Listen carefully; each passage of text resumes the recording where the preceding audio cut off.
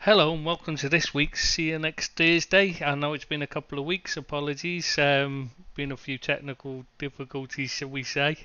I've had no internet, so been unable to do it, and obviously the others have got no technical acumen at all. So so we were in trouble really. Yeah. Anyway, so we're back this week, but unfortunately, no Sport Billy. He's missing in action. I don't know. He's probably passed out under a bridge somewhere or something. I don't know. Semi-naked, knowing Billy, because that's the way he rolls. Yeah. So unfortunately, he's just stuck with myself, Ed One, and Ed 65, otherwise known as Seamus O'Deep's the luck ender. And well, there's so much we've got to talk about. Start with how are you, Seamus? I'm very good, fine, thank you, Trish. What about you? How have you been? Well, I've been good actually, but yeah, the weather's been shit. We've had a typhoon here, so it's been interesting as usual. Everyone's flooded, but being on the sixth floor, I just get to watch the floods out the window. So, how about you? What have you been up to? Not much. We've had obviously have a holiday slash vacation, however you guys say it, because it's the season of festivals around here. What is that, Diwali or something? Diwali, whatever it's pronounced. Yeah, Diwali is coming up. It's not Diwali for us. There's a different name, but yeah. All right, Hey ho. but is it a similar thing to that? Because Yeah, I it's don't. pretty much. No, that is it is pretty much the same thing. Right. That was a really good. Yeah, it was a really good time to be in Dubai when Diwali was on. You Beautiful. you think Dubai is nice? Just imagine how it would be in India. I've also not been in India for Diwali because it's a celebration here as well, but I don't know. It it's the depends. pictures you see. Would you be there? If so, it wouldn't be good. If not, well, yeah, I can see it'd be probably really good. But you'd be a bit No, but the close, you thing see, is, because you're only if over the you went, border, so it's a bit close to no, you. if you went, it wouldn't be nice for them, but Good point. still, it would That's be nice fair. for you. We're being very selfish right now. We're not being altruistic and thinking about others. Well, I am. That's why I stay in most of the time working. Because I'm thinking about others by not subjecting them to. Do you know what? Speaking of which, I hadn't realised how frigging blind I was till I broke my glasses this week. I had to go get new glasses. Oh, see a funny thing. You know? I was like, oh, I need a guide dog and a stick. I tell you, my eyesight gets any worse. I don't know what that was gonna. There was something about that altruistic thing that actually come into that, but I forgot what it was now. So anyway, yeah, should we talk about what football actually? Because I think it's supposed to be a football podcast. This apparently, though you'd never know it, would you? But So this is also supposed to be a weekly thing that comes every yeah, Thursday. yeah. Many things are supposed, but not everything is delivered. Have we even ever done an actual full football podcast? Because we always seem to get distracted. You and Billy on about chess and cricket, and well, actually, Billy doesn't tend to go on about chess because he doesn't do cerebral things. That's why he supports Everton. There's nothing intelligent in his life, bless him. Uh, so what do we? Yeah, you normally end up getting distracted about cricket and stuff, don't you?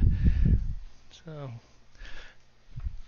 I haven't even got any notes prepared for tonight because I was so busy doing the match review from last night's game. I was trying to get it finished. So unfortunately, the only thing I can think of to talk about off the top of my head is Tuchel as the England manager.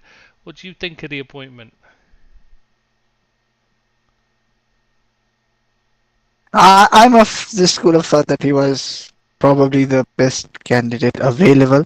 Yeah, Available is a very crucial word here as well, because and you might right. think of other people, but not everyone is out of job as well. And then the another part of the availability also goes like to the candidates. There's one thing for the FA to want someone in, but it's a whole different thing bringing someone in because they might reject something similar to what, again, going back to the same topic, something similar what happened with Man United. Yeah, exactly. You couldn't get anyone, and you ended up stuck with We Ten couldn't Hag. get who we wanted. Yeah, I mean, it happens. I, Not everyone wants to do a job that you'd think they'd want to do. and also, it's about timing. Sometimes it's just not the right time for some people. Yeah, exactly. Yeah, yeah. There's so many It, it, reasons why. I think it's a all in all a decent appointment, but obviously it always goes back to the whole English managers, English national team managers should be from England and all that. But I think that's a different kind of debate to be had. Well, I'd say two things with it. One, I think the problems with. I think he's a decent choice because the style of football is abysmal that he plays. It really is dire. It's horrible to watch, but international football is terrible to watch anyway. So I just don't see that that's really a relevant issue. The thing that gets sorry, where was I?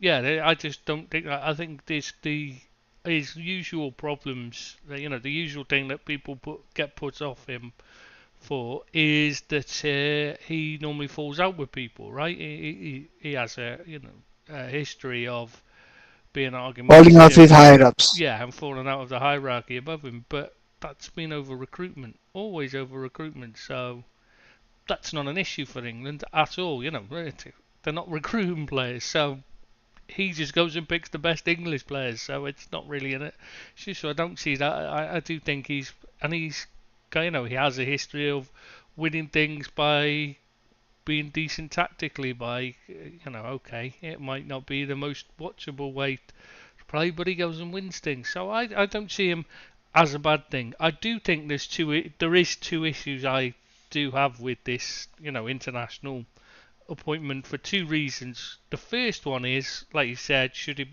be the English? I do think that there is um, something to be said for making it that every country has to only play players that are eligible for the national team and only have coaching staff and managers that are eligible for that national team as well, because it's supposed to be England versus Holland. Well, it's not really if the whole English staff is German. You know what I mean? It's not really England versus Holland. It kind of ruins the whole idea of international football if you allow them to all be foreign. I know half the team to be foreign players and half the team to be foreign. Half the coaching staff to be foreign. So I can understand if that's a problem for some people and they would prefer not to have a German manager or a French manager or Swedish, whatever, because they think it should be English for that reason. I can see that, and I would be in favour if they made it as one of the rules, where you have to qualify for the country to be able to work in the national staff. I think that would be more suited to the actual idea of international football. Do you understand what I mean? I don't know if I'm explaining No, myself properly. no, I get, I can see the point, but I also don't agree with the point because even with players, is the whole thing comes with a tag of eligibility, which is just a formality now because a Mm. lot of people who have literally no connection with the culture, politics, structure, anything with the team also gets selected because the national team is slightly weaker in there. I'm not Yeah, yeah. trying to fully criticize the players, but it's still a gray gray line, the whole eligible thing, and the thing is it's the best players from the country against the best players from another country. Maybe to be the best players from for the country, they have to be coached with a different approach. I think the whole argument fades away around the English manager needing to be from England is the fact that nobody born in England with an English passport has won the freaking English Premier League. So that speaks volume. The day an Yeah. English manager wins the league, is the day you start throwing your toys out of the pram about someone from another nationality being the manager. Until then, you have to suck it up. Yeah, that was going to be my next point. Is what's happened to this England coaching setup? There was, the FA was supposed to be setting up this new account, this new way of bringing through coaches to help the to bring through a new generation of English coaches for the long term, and future generations, I should say, not one generation. As it, like they were supposed to be bringing through like top class coaches was supposed to be their focus, and instead what we got is Southgate and who else? And how he's not really come through it. There's been nothing. It's produced no benefit whatsoever for the game, and it seems to be focused on just ex-players who Ex don't deserve players, it. exactly. Yeah. What's the point That of was that? just gonna be my point. I was just watching a video around this similar topic. The simple fact is, if you want to be a, if let's say I wanted to do a coaching course, and maybe it's not even for me. Maybe the prices differ for me as well, for being non-national. Even for you, if you wanted to take up a coaching role in UK, coaching not role, stewardship. If you wanted to do your licenses, it would require somewhere around 15,000 for you, Yeah. but someone in Spain can do it for 6,000. And the catch is it's 15,000 pound and 6,000 euros. Yeah, and It's, it's even less in some countries like Germany, and I no, believe. Spain was used as an example because they won the Euros just Yeah, fairly no, that's recently, all. and Yeah, good. that's it. But Spain has a history of producing good results with the national team, the modern history. Mm. Does that have any have a thing? Uh, it's because it's a very uh, risky job trying to be a coach, being a coach as well, because we can't just think someone gets the licenses and then all of a sudden becomes a manager in the Premier League. No, you have No. to try and work your way through the setup, through And the league setup, through the staff setup, especially if you're an outsider. That's yeah, exactly. It's already easy for an ex-player to jump, as Frank Lampard's proved. No matter how useless he's been, he keeps getting more jobs. I mean, Wayne Rooney's another one. He's an example when he failed, but he keeps getting more jobs. And fair play to him. He's dropped down the divisions and taken lower. He's willing to take any job that he can basically get to prove to prove he can do it. But it's not been difficult for him to find a job when he hasn't actually done anything to show that he deserves one yet. Yet, obviously. the simple thing is like what you're trying, just like what you're trying to say. Is if you're an ex-player with a high profile, you get enough chances to fail conclusively. If you're a Mm. nobody, then you don't even get the benefit of the doubt. No, you don't get any chance. You've got Some, yeah, no. sometimes even what happens is you're doing a half decent job and still get ousted for someone with a bigger reputation. Yep. Yeah, Not because you were doing badly, just because you weren't a big name. yeah, That has exactly. happened. So, Yeah, it's happened a lot. And you only look at the way people like Rafa Benitez got treated at Real Madrid when he's trying to coach because he wasn't a successful player in the past. Football's a very insular sport and it needs to change.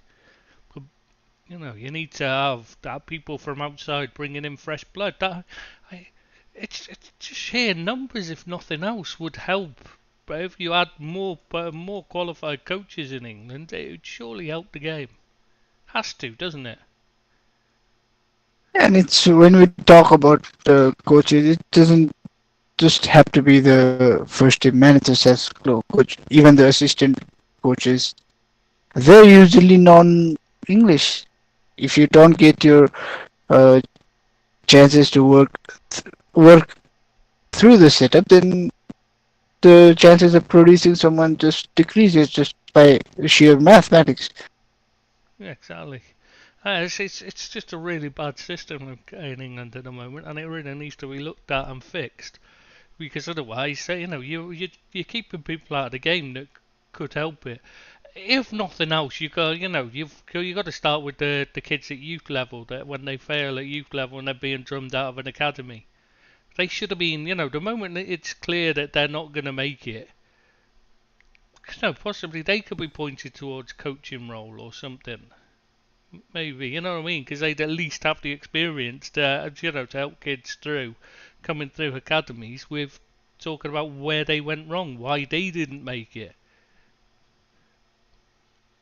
Sometimes that's what. Yes, we have two very good examples of people who didn't make it as a player at top level, so went into coaching fairly early. Nagelsmann and Fabian Hürzeler. I know, I know, injury was one of the main reasons, but still. Yeah, and there's lots more as well. There's loads of them. No, there are many. Yeah, there are many, Mourinho, many. Wenger, Oh yeah, Mourinho, Wenger, they're classics. But there are Rafa many Benitez. English youngsters who are rated highly, but if they don't make it as a player in a decent level, then they just fade away into obscurity Hmm. to be never seen again. Yeah, and it's such a there's so many at each academy level that are fail. There's the most of them are gonna fail. Let's be honest, at academy. But in English football, they're given such a poor I mean, it's not just this. This is another thing that bugs me about English. The academy system is failing the kids in education as well. You've only got to look at the likes of Cole Palmer. Now, yeah, he's turned out to be a good footballer, and he's making it at the top level. So I can understand that they probably not worked as he's obviously focused entirely. His whole world obviously revolves around football. So he's got no No, no intelligence about anything else solid apart fish. from football. His world doesn't even revolve around football. His world revolves around playing football. I Yeah, don't think yeah, he that's true. even has it built in him to be a coach. No, but the education that he got obviously is terrible. What happened if he'd suffered a bad Exactly. injury? What would he do? Yeah, that's what I was gonna say. Like He's fucked. he could on next match week he could touch wood it doesn't happen to him Yeah, or let's anyone hope else not. to be fair. But if he gets a career threatening injury, then he has virtually no future prospect right now Hmm. because of the way this academy setup and his whole upbringing around football has been. Yeah, and it's not just him. I mean, I used to read I think it was UEFA magazine. It must have been UEFA because it was all European football, and it used to have every single month. It used to have a feature on a youngster who was just come breaking through. You know what I mean? They'd be like 18, 19, something like that. And each time and one of the questions they'd ask us, who's the most influential person you know, or something like that. It was a question about the English lads always just a footballer. It was like, obviously it wasn't Bobby Charlton because they're not Hendrick, they're not that old.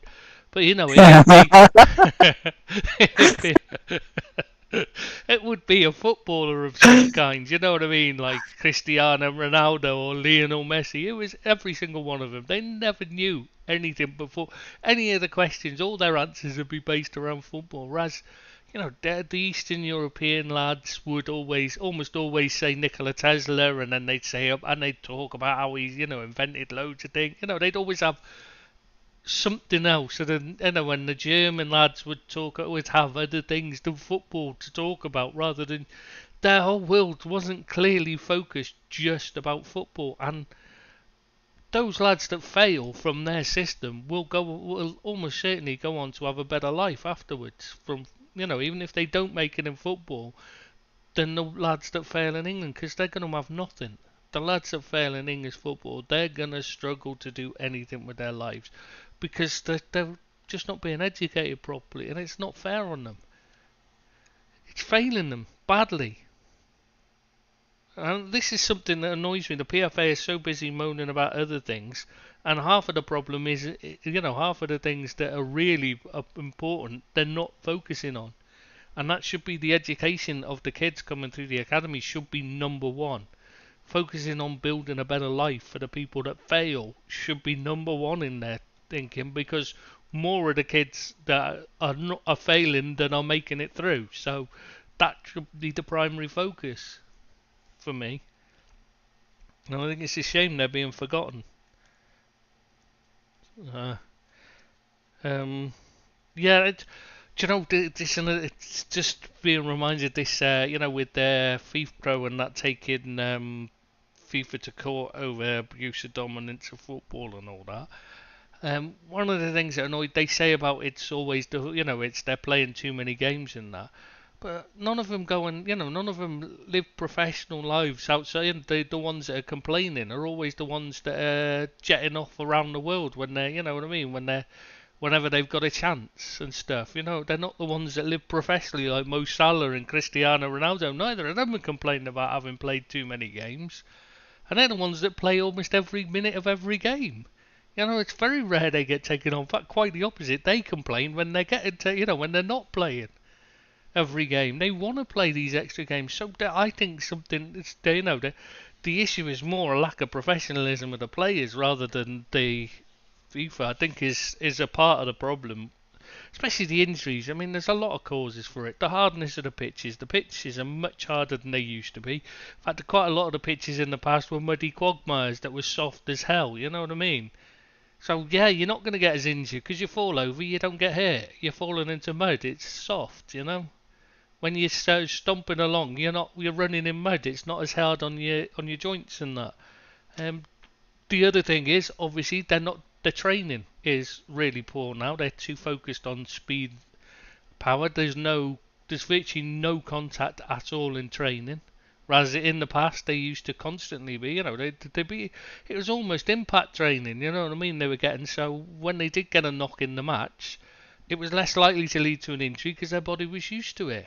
They knew how to fall, they knew how to take a hit and just get on with it.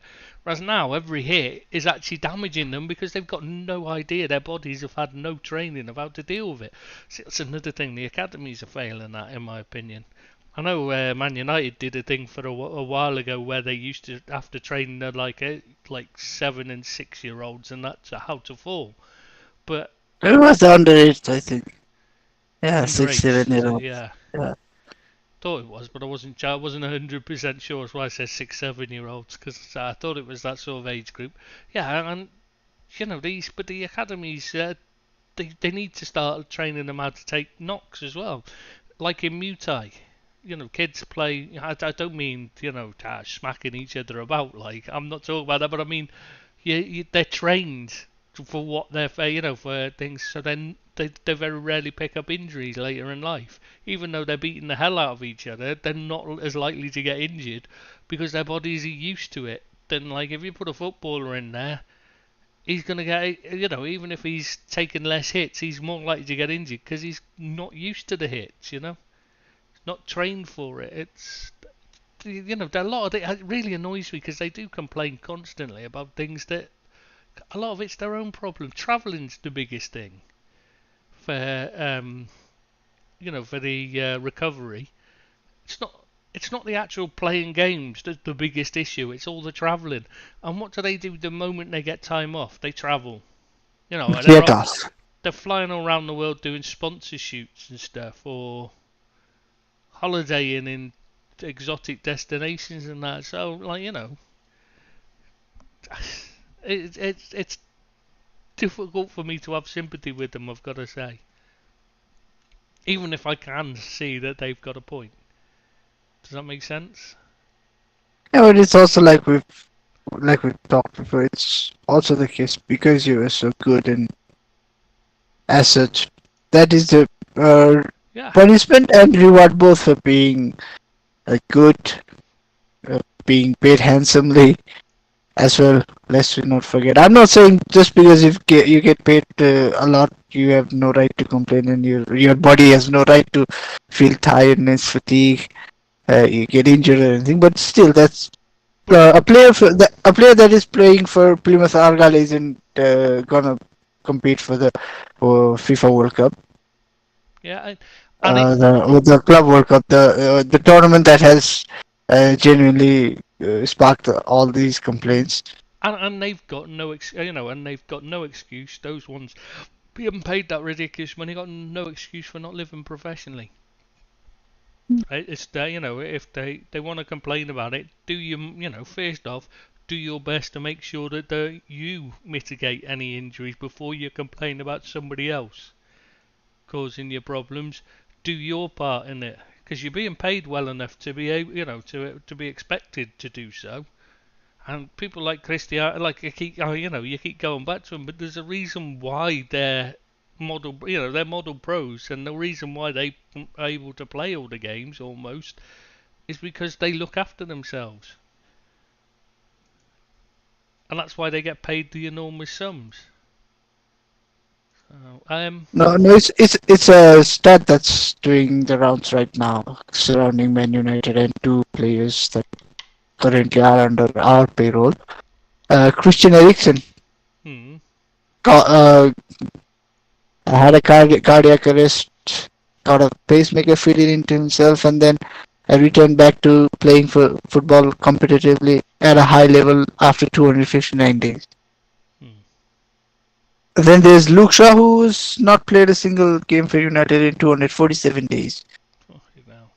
Now you can get lots of injuries, but unless if it's an ACL or a broken complete fracture of the foot and ankle, those sort of things, you have to bring into question the professionalism and the way you take care of your body and recovery and everything else. No, Yeah, yeah. I mean, we all know Luke Shaw's how can someone who technically died on the pitch come back and play football, and then someone who has a muscle injury here or there and then pulls a hammy here or there not play, because that comes out to how you look after yourself. Hmm. Yeah, exactly. They just they need to look after themselves. If you're being paid that amount of money, you can't complain about being asked to play lots of games unless you're looking after you're doing your part first. If you're doing your part and then you're still picking up injuries, then you can say, "Oh, I'm being worked a bit hard." But if you're doing a Kyle Walker and you're out on the lash, partying with Mendy every night, and then you're picking up injuries, well, you've got to say perhaps you need to knock the drinking on the head, lad. Same with Grealish, he's not improving in that as well, because he's not living life right. You can't expect. It's just they're blaming others rather than looking for them. So looking to fix their own side of things first, and that annoys me. Because your first port of call The should be sad to thing fix is your problems. the sad thing is players and generally in life as well, people who lead those sort of lifestyles, they don't really understand, and you can't really get through to them by making these points to them, because Because they came through the English unless system. no, it's not just the education thing. No, I know. Unless they lead such a lifestyle in their 20s and then start suffering in their 30s, late 30s, 40s, and beyond. Only then do they actually really realize, because everybody knows about the decline. Wayne Rooney had in his career, the certain Mm, like swift decline. shocking. Wayne Rooney has managed more, has managed more games than Cristiano Ronaldo has missed in his career, and Rooney is younger. Mm. Yeah, it's amazing how quickly he went downhill. To be honest, I still say to this day that he never improved after he emerged. Broke onto the scene. He never got better because he was too. He just didn't look after himself properly and didn't work on his game properly because he was far too busy living the life. And He's so, and still also, only if 18. such a supremely talented player, someone who can genuinely make a claim for being the best player in the Premier League, if he can have such a swift decline in his overall game because of ultimately not living the best professional lifestyle, then who the hell are you to complain? Exactly. Hey, it comes to everyone. Oh, while we're on the subject of Man United, though, I think we should just can we just touch on one before I forget? Before we forget, I think we should touch on the Jose Mourinho what he said at Fenerbahce. I think we need to Oh, just we need to mention that. he's gonna win the league. Uh, 2018 Premier League. Because, of course, for all those who don't know, they came, Man United under Jose Mourinho came second, and obviously, um, it looks like Man Man City City are got, on an yeah, investigation. and he said he's still not given up on the title because he thinks City will get stripped of it. I just thought that was brilliant. Oh, it would, and him and Ole Gunnar Solskjaer could have a trophy yet, Premier League trophy. I mean, You do realize that a certain Brenda Whiteteeth is also I know, in with a shout. and If Klopp will that, get another two.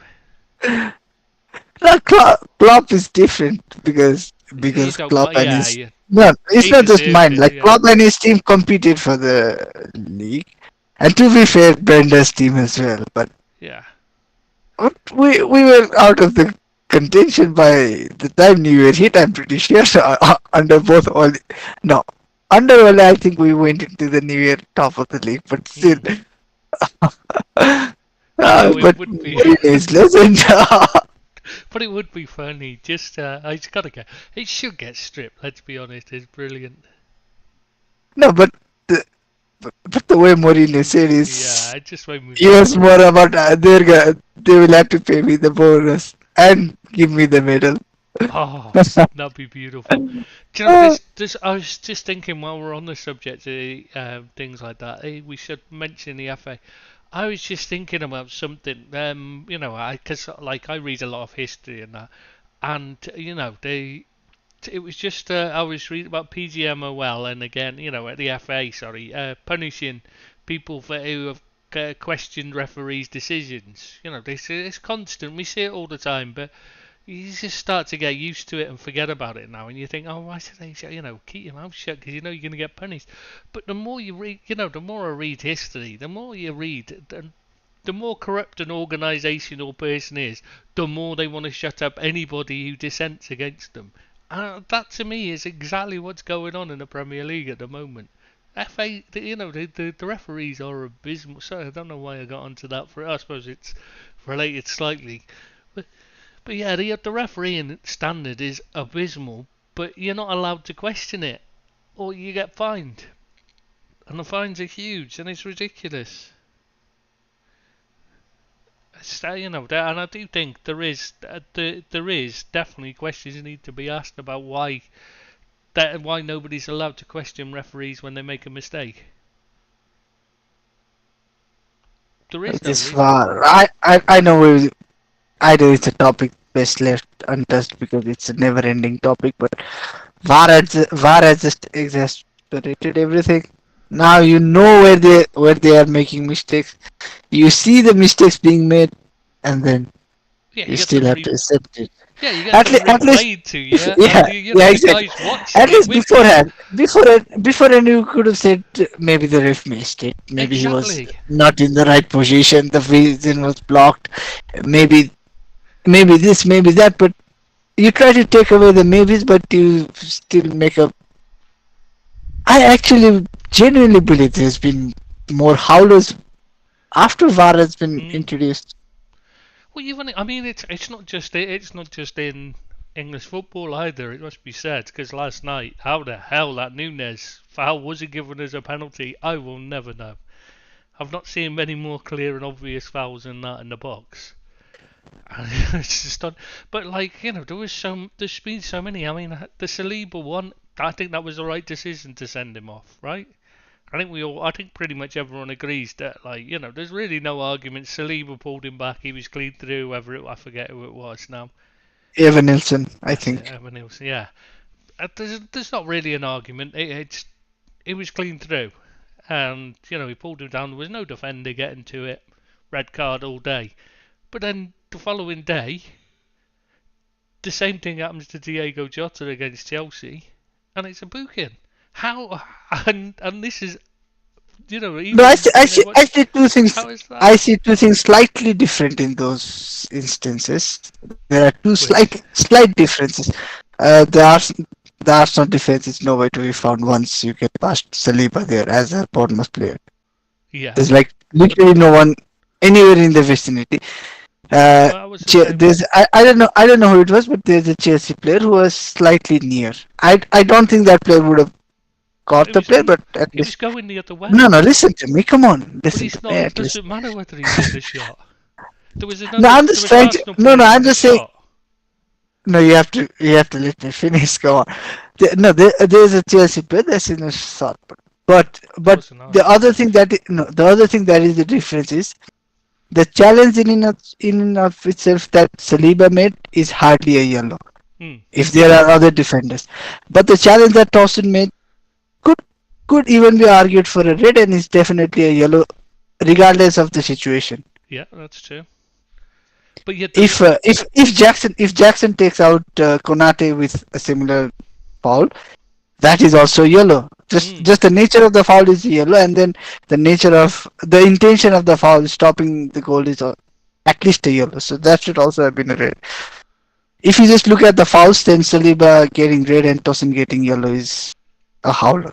yeah. But what I was going to say is that the reason why I was saying about the player in the point because that was what the excuse. That was why the referee initially gave a But yellow that's just an because excuse. there was a defender, an Arsenal defender, that he thought might have been able to get across, but he was nowhere near. It was a shame in the Chelsea one. There was a defender, but he's nowhere near. He's not even going the right way. You know what I mean? He's looking over, but he's not going the right way towards it. So there's no chance he's going to get there.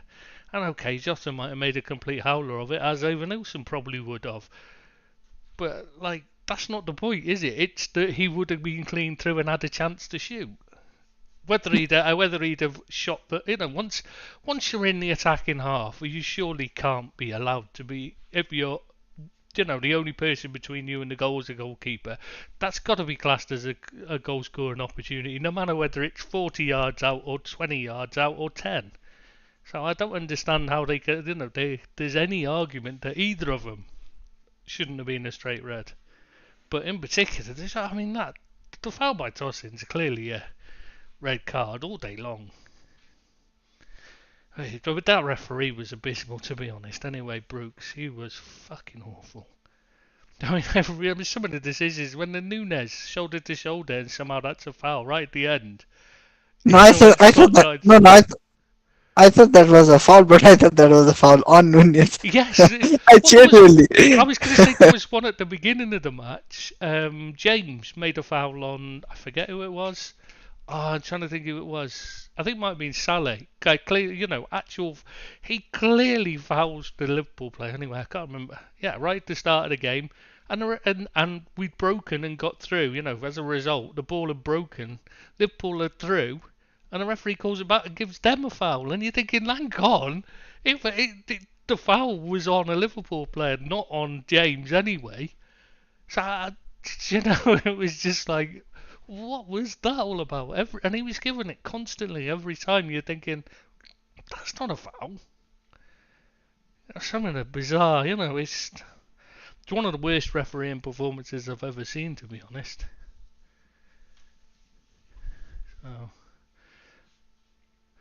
Stephen Leggett's saying, because he's in Plymouth, apparently Rooney's down there without a family and he's living like a single lad in his early 20s who's just got his first pay back. Hardly a surprise for Rooney, is it? No, it can't be seen.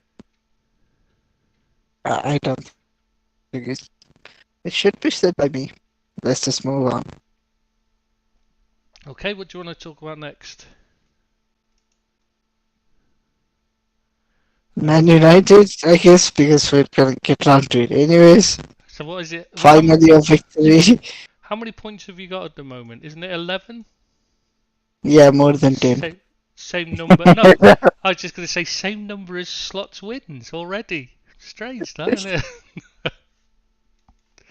No, but Slots win is in all competition. Man United's 11 is in just 11 points. No, just you do get 3 points for a win. I think I should point that out to you because you've probably forgotten. No, I think I should point it out to you that there's only been 8 games in the league, so you can't win 11. It's impossible. No points, mate. Talk about how many points you've got.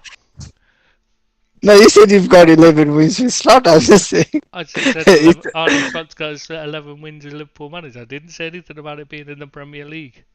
Okay. no, it's more than 10 Hag. It's Eric more than 10 points Hag. I, No, but genuinely, how did he last this international break? Because I've been pretty obvious and honest with my take that I have always backed Ten Hag. mm, Not just because I believe he can win, he can turn us around, but also because of the lack of good candidates to replace him, the wholesale changes that have happened around the club under his chairmanship and everything. But I thought he was a goner in this international break that happened. I Even I would have sacked him. I'm being very honest. Even I would have sacked him. How has he managed to keep himself in the job?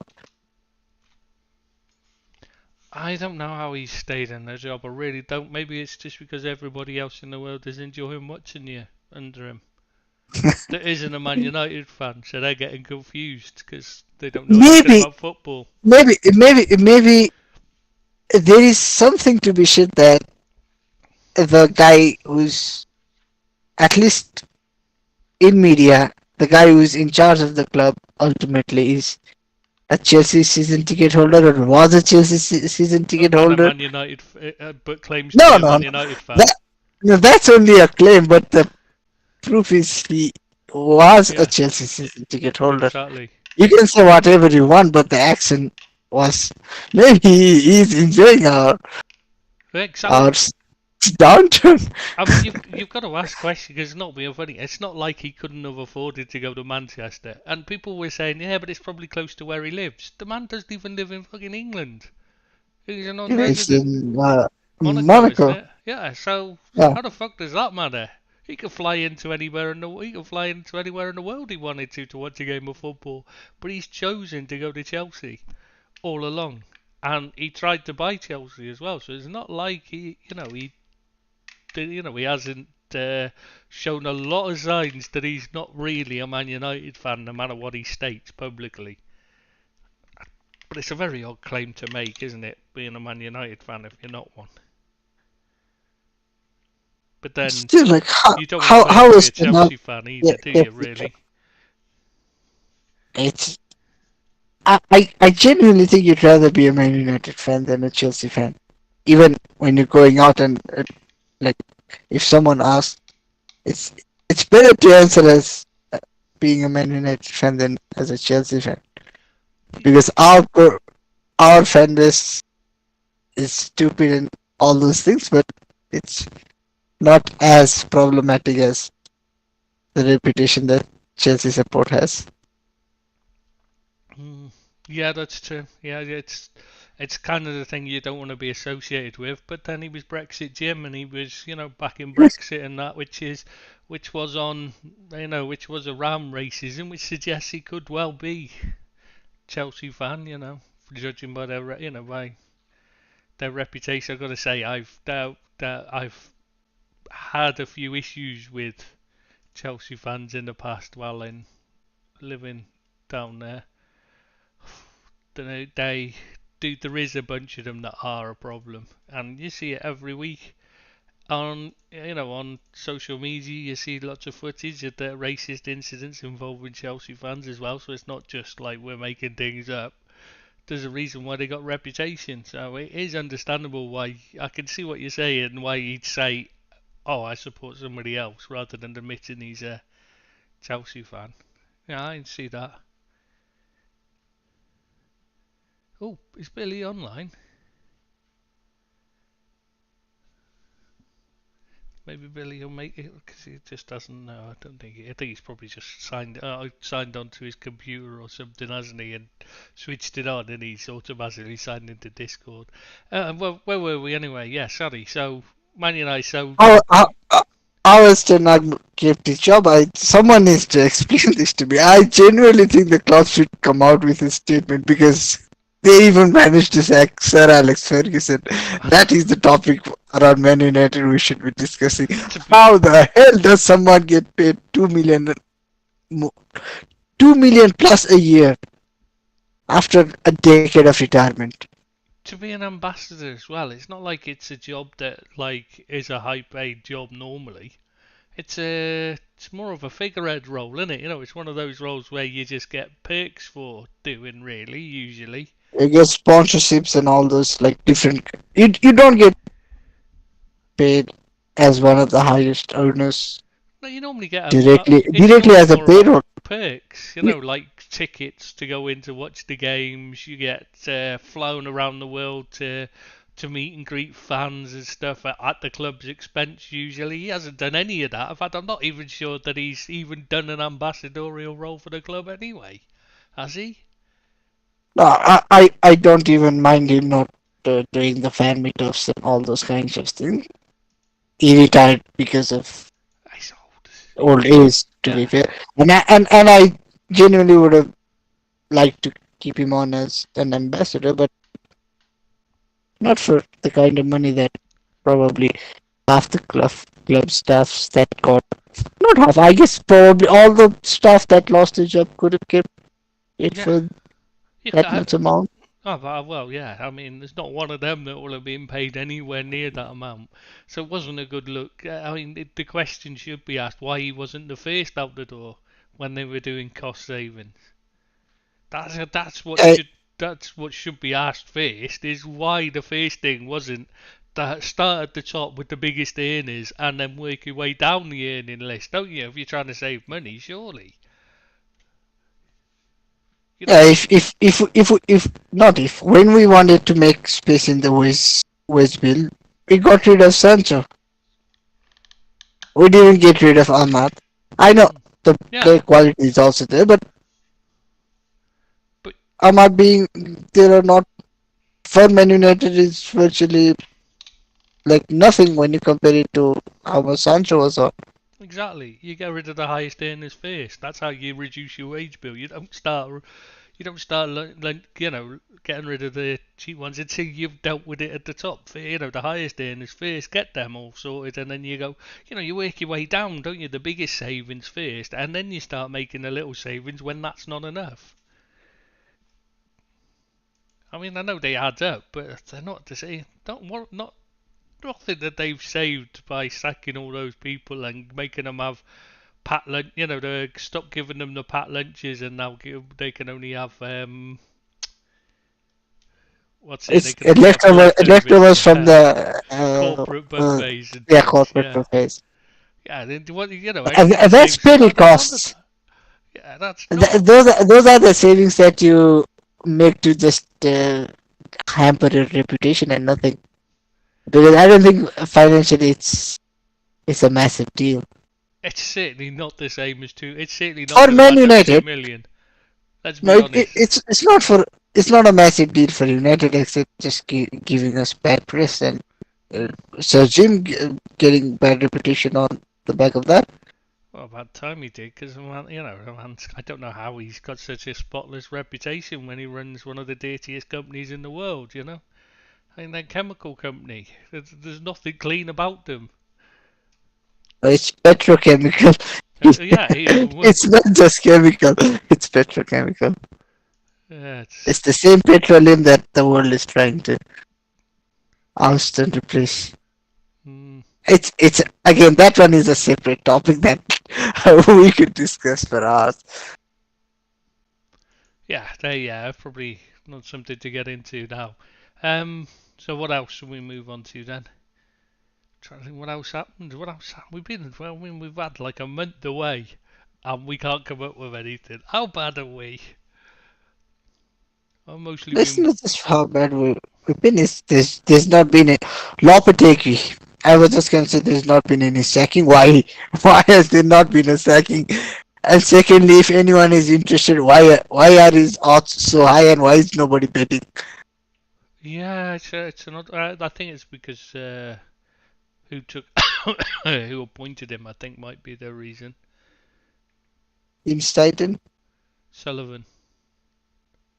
No, Stuyton didn't, and Sullivan's now busy trying to shift the blame onto Stuyton Oh.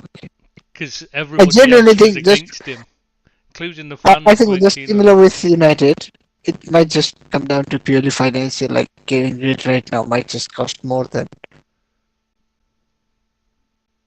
sticking on it. Especially the guy you want to replace him may not be financially viable as well. Yeah, I mean, who is there to replace either Ten Hag or Lopetegui? No, There's let's already. let's take with Lopetegui. I just do they go back to Moyes? I know, yeah, That but would be funny. there's people like Potter about, and Will Still's still there. You know, No, what are you talking about? Will Still's moved to another job, I know, but he's still Yeah, there. He's Arsenal. still putting it. It keeps mentioning, you know, how he's a West Ham fan and it's his dream. So he's still kind of putting his name in the hat. He's for it. Potter is the one guy that you could think of, but then he's turned down so many jobs and he's being paid handsomely by Chelsea. Yeah, but didn't he turn down so many jobs because he said he wasn't ready? He wanted a break after like the Chelsea thing was such a bad experience that he wanted a break, and then he came out recently, a few days ago, in fact, and said he's ready for another crack at management. And also, like, genuinely, why should he hurry unless he really believes the next job is something he can Yeah, get behind? Because even financially, yeah, he doesn't need he's the on a money. payroll. He doesn't need to jump just for money. The guys that I can think of are Roger Schmidt, who, if I was him, wouldn't take the West Ham job. Why not? Nico,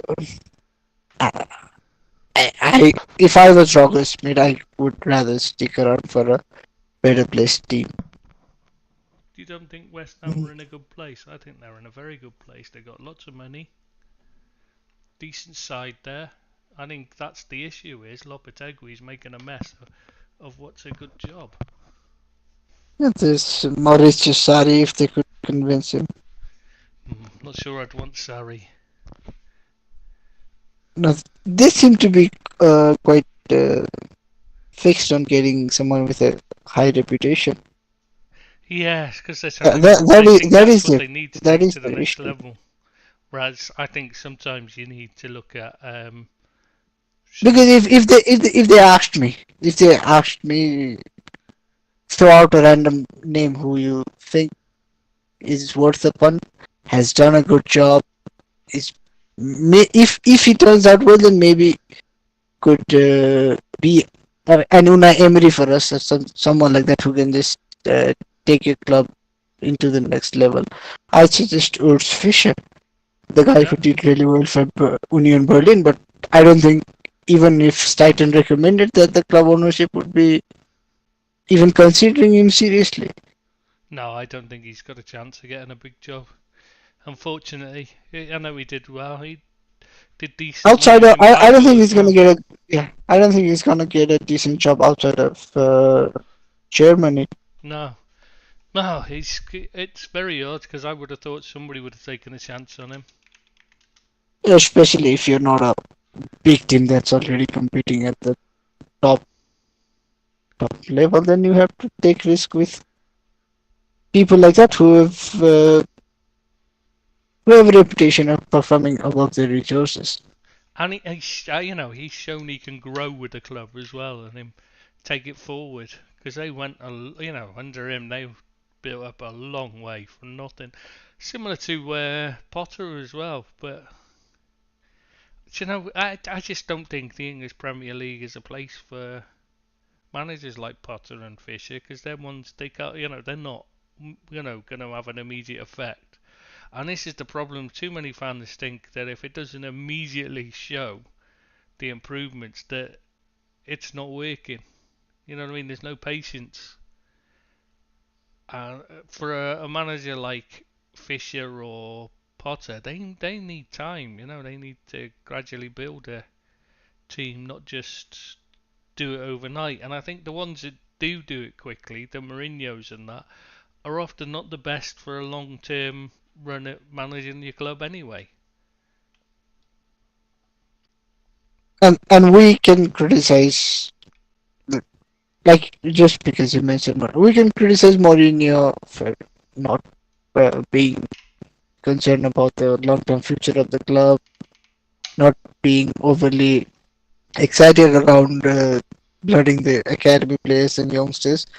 But you just don't get kept in the job to bear the Yeah, exactly. fruits. Exactly, it's pointless. If you're a manager of a team these days, what's the point in trying to bring kids through? Do you know, I'm just seeing it looking at the Chelsea team now for this Conference League match.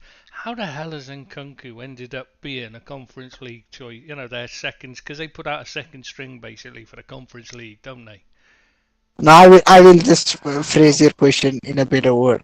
How the hell is Nkunku a Conference League player when Sancho is starting for them in the Premier League? Bloody Sancho! Exactly. You know, I mean, he's better than him on the left. You know, and I know it's not his best position, but he's better than Sancho on it.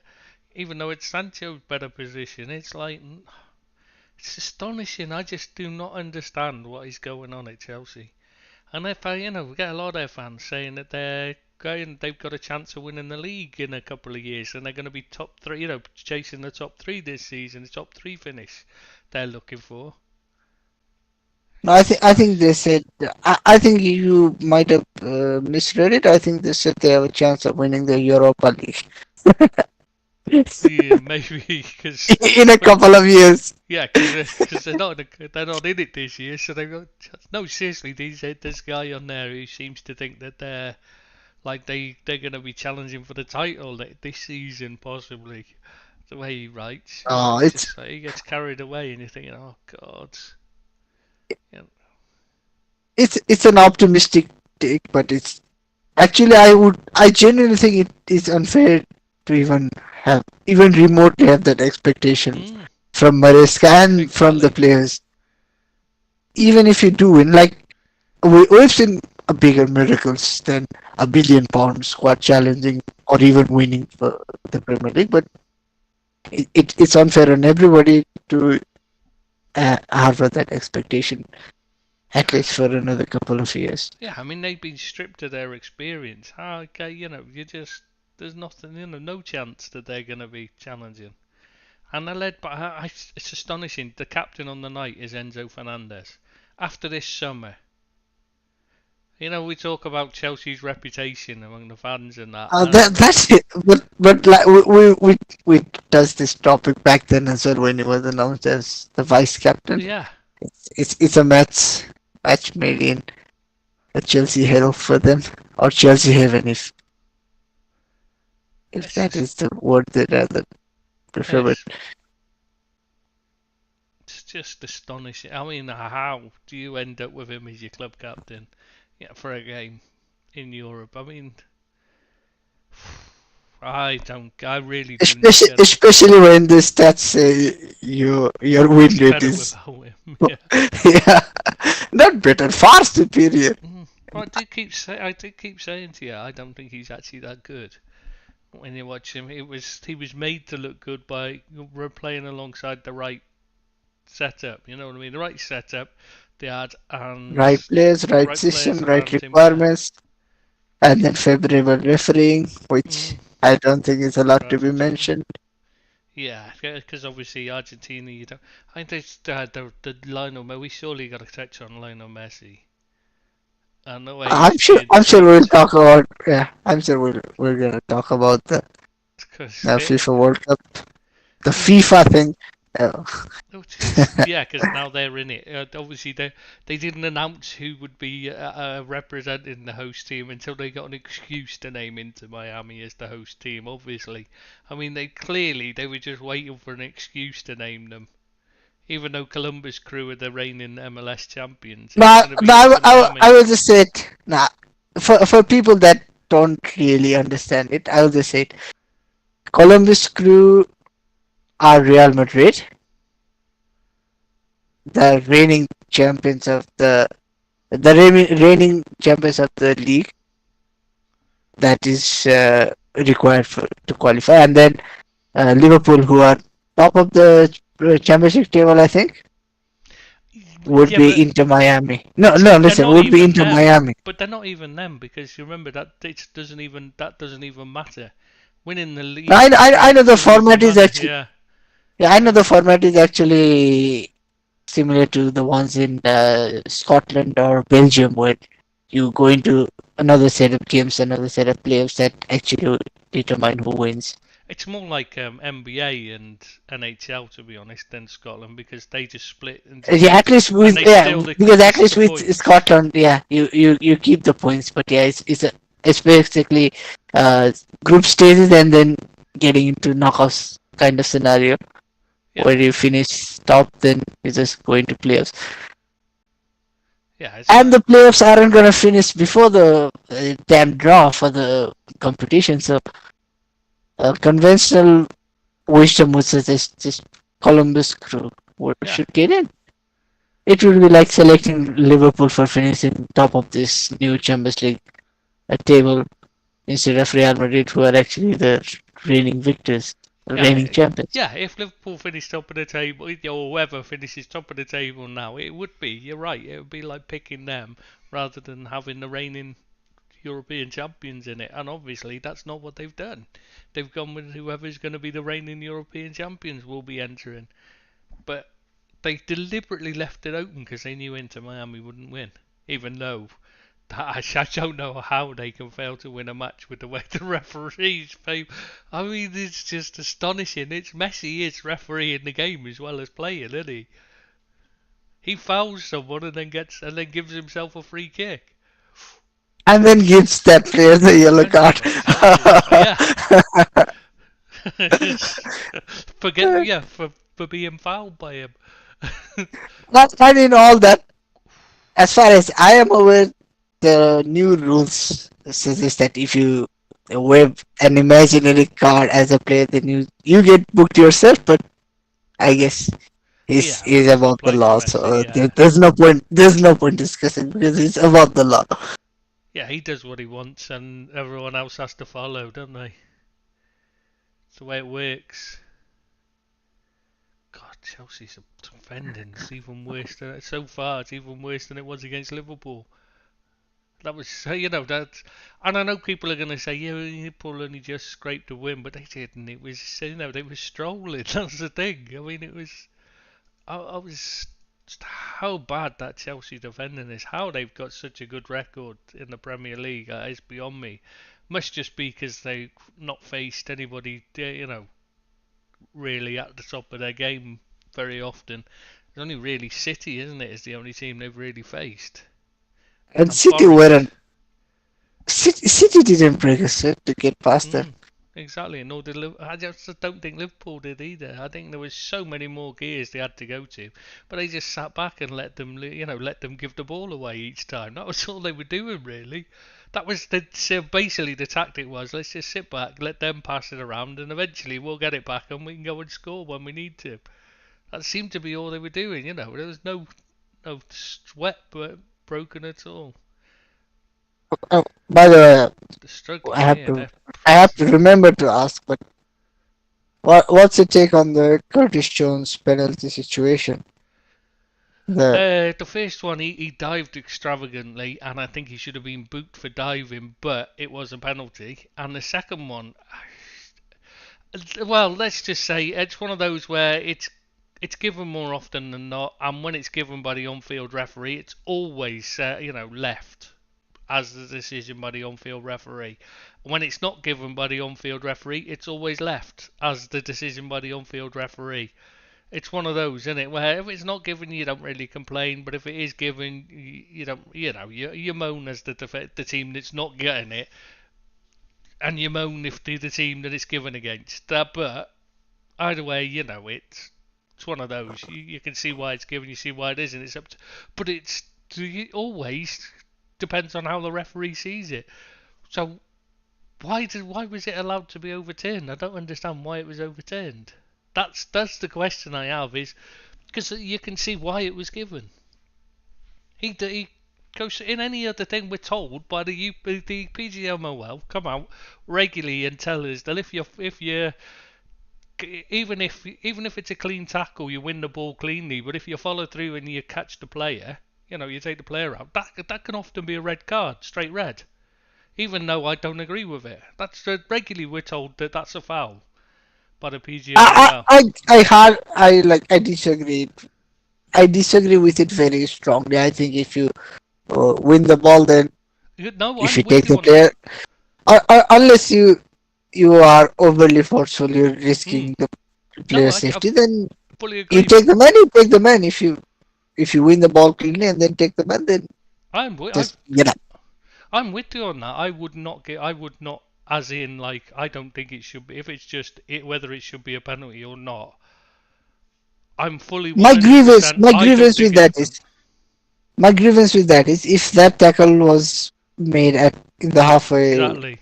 circle, then not only would it not have been overturned, it would have stayed as a yellow card as well.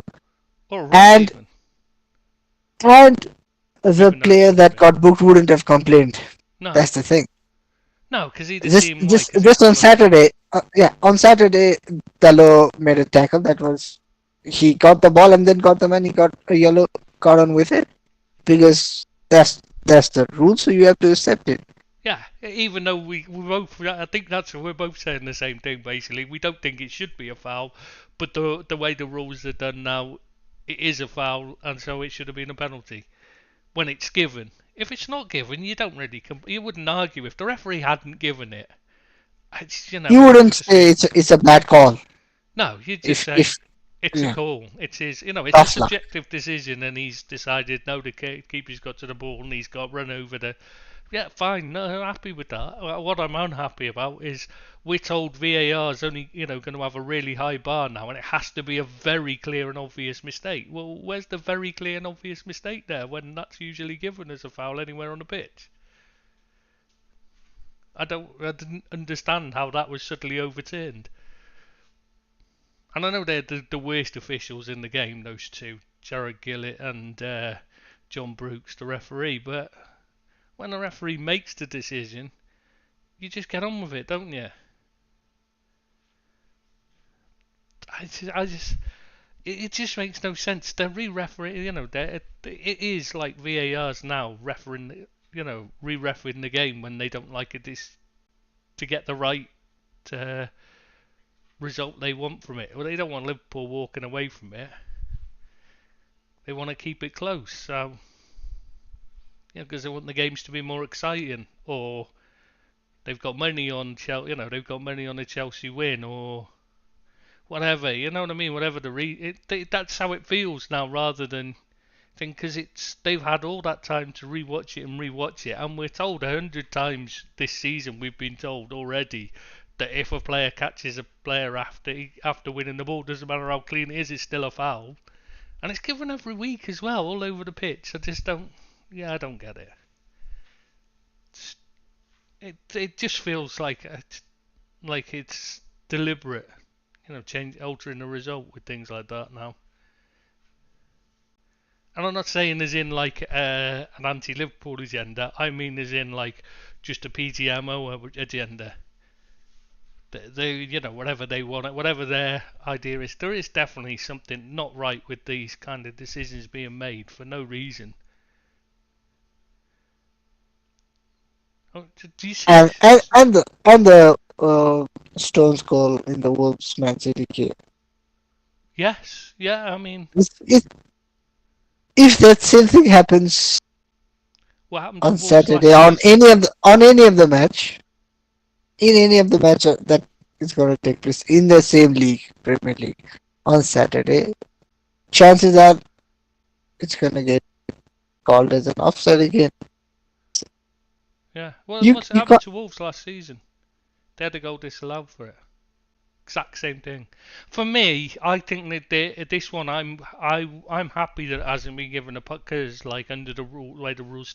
For me, I don't think there should be any of this interfering with play. For starters, he's got to be interfering with play if he stood on the goalkeeper's foot.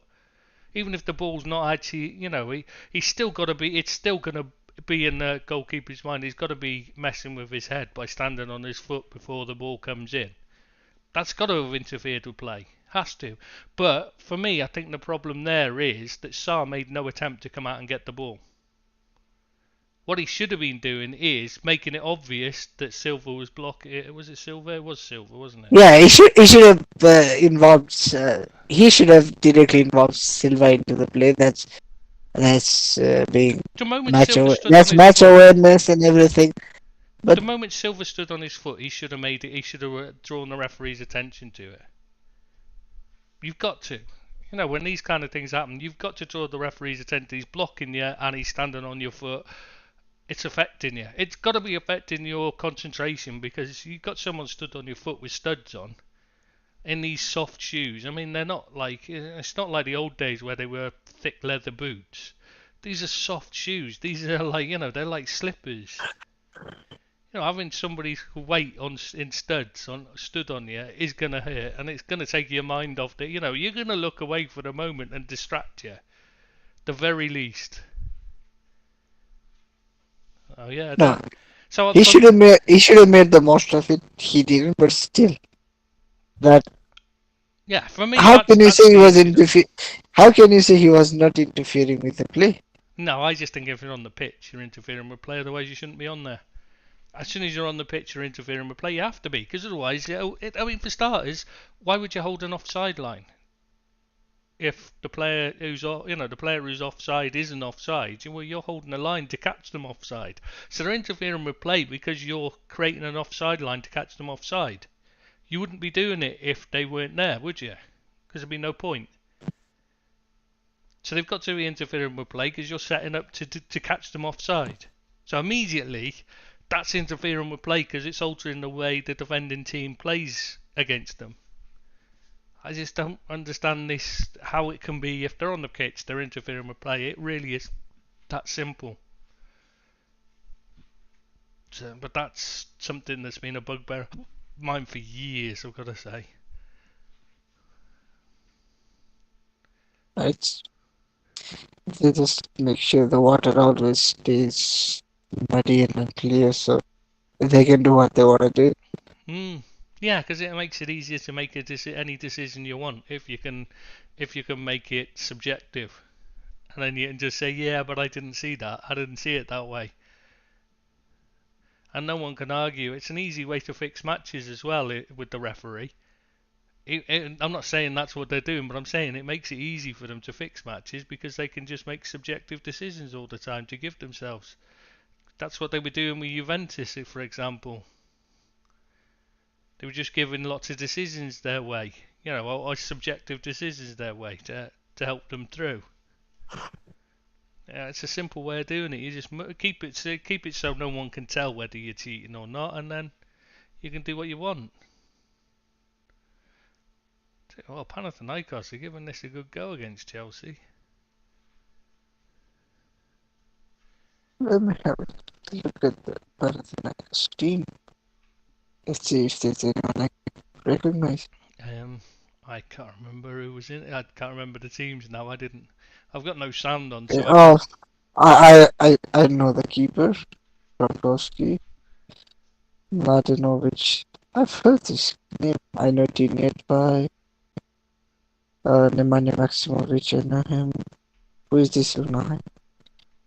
Oh, there's Facu Pelestri.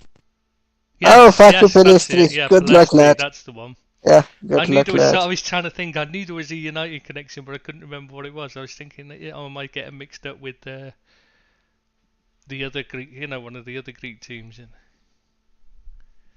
No.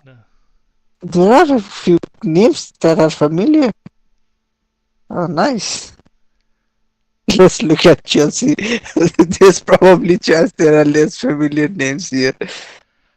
I just don't. I mean, how does Nkunku end up with this lot though? How does even Pedro Neto? How does he end up? How does he end up being behind Jadon Sancho? No, I don't know. It's the same Jadon Sancho that has even managed to get himself like one of the worst player ratings when his teams have dominated. I remember the game against West Ham. I didn't watch. I only looked through the player ratings, but he was the only guy that had a red in his ratings. Uh, it's not like that was one of bad game against Liverpool either. It's not been No, that he's just brilliant. awful. He's just a terrible player. He always has been.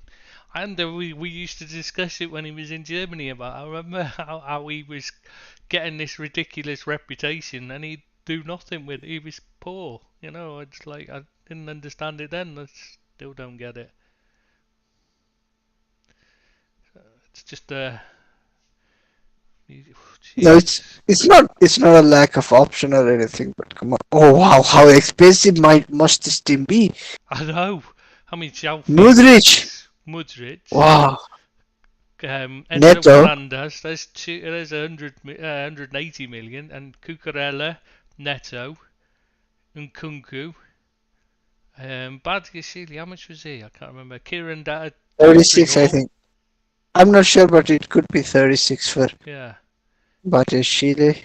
Disasi isn't the cheapest of yeah, buys either. yeah. Dewsbury Hall. I think only Oh. Renato Vega's a cheap player, wasn't he? In the entire Yeah, team, but for his actually. profile, you can't even call him a cheap player either. He was virtually an unknown guy and still cost 10 figures. Did he? I thought he was only about 3 mil. Sorry, thought he was only quite cheap. How much was first? Let me check. Badiashile. Yeah, 38 million euros. Jesus. Who's in goal? I haven't seen the keeper. Philip Jorgensen, the guy from Jorgensen. Yeah, Villarreal. of course. Yeah, that's just. And to be playing at this level, that amount of money spent, and you look at it, and the team doesn't look actually out of place in this competition. To be honest, the way they're playing. Oh, Oh, 45 million euros for Disasi. Wow. shit! Oh my God, Madrid. What the hell happened to him, man? I've been reading a lot about him. He's apparently really shy and quiet, and obviously he hasn't settled into London well. He doesn't really know any, doesn't really make friends easily and stuff. And he's oh, Renato Vega cost 14 million euros. All the numbers I've 14. quoted are from, yeah, all the numbers I've Shit. quoted are from Transfermarkt. I thought it was I more thought it than was a 10 lot million. less. Ah, well, that's different then. He's not a cheap then for that. That's a fucking ridiculous price for a known, for somebody who's pretty much an unknown. And we replaced an academy lad. I mean, when you look at it, Uh, when what they've brought in to replace Gallagher, and you just looked at them against Liverpool, and what they really needed was Conor Gallagher in the no, midfield. with Vega, I meant Trevor Chalobah. Yeah, I know that, but I'm saying they just brought me to that point. That was all. I was just looking at them, and what they lacked is a Conor Gallagher type in midfield, someone to get in the box and break in and cause problems because it was too easy because it was literally just Jackson. That was it for them to aim when they got the ball in from wide areas. Whichever wing it came in from, the other winger wasn't bothering to get into the box. So it was just literally, and nobody in midfield was. Palmer doesn't make any attempt to get in the box because he Now, wants I was to just look gonna to say, pick like, it up from the with inside. especially if they're gonna play Palmer, then Gallagher would Yeah, give the exactly. industry physicality, and also Palmer would mean less would be asked of Gallagher on the ball if Mm. if that was the main issue with him. Yeah, exactly. He wasn't quite. But he'd improved massively. That's the thing. He'd come on in leaps and bounds, and I'm struggling to understand. Chelsea's system is very. I don't know. Get up, Neto. That wasn't a foul. That was a dive.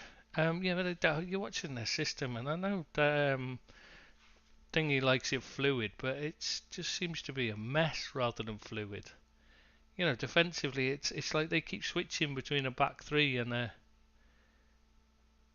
Well, I'm not even sure. I mean, Cucurella seems to be playing entirely in midfield, not as a left back inverting. He seems with Renato Vega as a left-sided centre back. It seems like, but then at times Disasi, or is it Disasi? Yeah, it seems to be almost like he's playing as a standard right back. The other two, Vega and Badiashile are the centre backs, and then Cucurella's in midfield, inverted. But I'm not sure if he's meant to be inverting from fullback or whether he's just playing in midfield. Watching it, because he doesn't seem to ever get back into fullback at all. It's no wonder they're so easy to pick off on the break. Well, when you no wonder we played the way we did, because they're so messy. And I know it was a different team, pretty much a totally different 11, but still, point stands the way they play. I'm just not convinced by Maresca at all. I know he's doing well with it, but that's because of the quality of the players rather than the quality of the tactics and system, I think.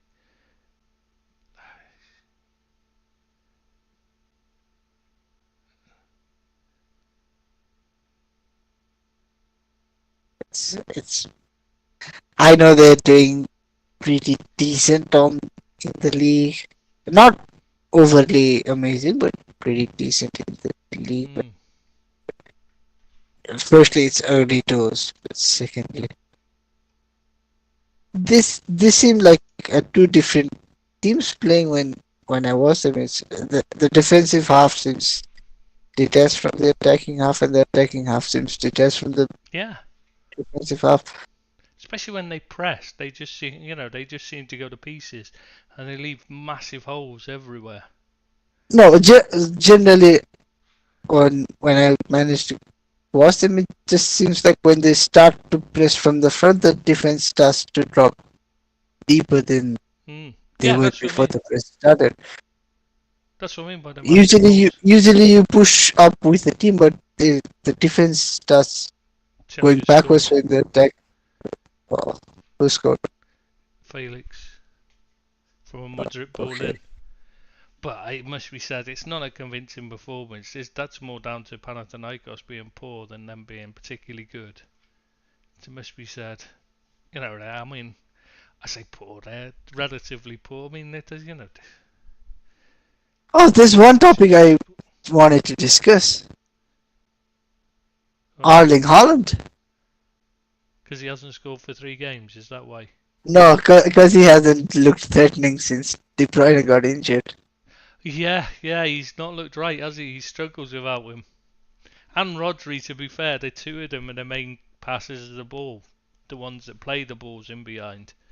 No, but especially without De Bruyne, because you can see a stark difference. It's so clear to notice. It's just how can someone be talked up as one of the best players in the league? Someone who maybe even could and should have won the Ballon d'Or, the best player in the world prize, when you are virtually not even half the player without someone else. Just one player missing from the team. Yeah, when you're so reliant on a particular type of pass, basically, and if that doesn't come, you've got nothing. You can't be a great player if you can't alter your game to suit. Has it ever been such a player? At the highest level, I'm talking. Maybe there are certain examples, but there's been players like Lineker who are similar, where if they didn't get service, no, but it's not service. Held up as the best in the world. Yeah, and also it's not a lack of service from the Manchester City team as much as he needs just one particular type of player. Like, he needs someone who can play those amazing passes instantaneously into space, and there's a pattern for his goals, is what I'm trying to say. Do you know, while we're speaking about players who make a difference, I was noticing Dortmund are doing really well in the Bundesliga. And have you seen who's their main man this season? No, the Dortmund is the one team that's not been on my radar from Bundesliga at all. If you want to talk about Bundesliga, then Bayer Leverkusen. Yeah, Obviously, you obviously, know. yeah. Yeah, but they're the one team they're the first team. You know, they broke the invincibility in the league. Dortmund did. I watched them in the weekend, and I was astonished. Pascal Gross. Oh, yes. Nice. I was Nice to so hear. glad to see he's him playing for them, and they just look a different team this season. I used to think it was him. Obviously, I didn't have the sound on. He was listed as in the team, and it looked like him. You know, when you're watching it, and you think, Ah, oh, this is why. Oh, I thought Dortmund weren't doing that great in the league. You're, they didn't make a great start. They started to turn things around. That's yes, what I yes. was Sorry, thinking. I should have pointed out in recent weeks, not in total. I should have said that, shouldn't I? Sorry, And even apologies. even now, it's not like they're flying Oh no, all of a sudden. but they've They're turned it they're showing around. signs of improvement. Yeah. Yeah, they've turned it around from being absolutely dust. Sorry, I should have um, made that more clear. I wasn't very clear what I was trying to say. Yeah, that didn't mean they've run away with the league because they're not. Because RBL are top, aren't joint top with Bayern. yeah, Bayern. and it's Leverkusen's third, isn't it, or fourth? No, it's fourth. Leverkusen is fourth. The third team, I guess, I could give you 5 guesses. No, I think I could give you 18 guesses, and you probably wouldn't name. Well, it wouldn't be Union Berlin then, because I'd guessed them just because that was the most unlikely team. No, I was thinking, isn't it dreadful. someone like Frankfurt or someone? No, Freiburg. Freiburg, yes. Frankfurt would have been I there, but they watched lost. Frankfurt the weekend as well. So that's why I came with it. Were they might even been playing Dortmund? I can't even remember now No, because I was sat it, there for it, it was ages. Leverkusen versus it was Leverkusen, Leverkusen yeah. versus Frankfurt. Come on. Yeah, sorry. Yeah, you're right. It was a draw, 1-1. But I just remember because Nah, it took no, me. it was 2-1. Come on, don't be. Was it? You're fucking old, man. You're I fucking old. I watch so many games, they all get mixed up in my head. That must be said. That's why when I write a review, I don't watch another game until I watched that game, and I don't watch another game afterwards because otherwise I'm watching like 10, 15 games a day sometimes. Just literally, it's No, on all the time. but you have to remember. You have to remember we kind of sort of was that game together.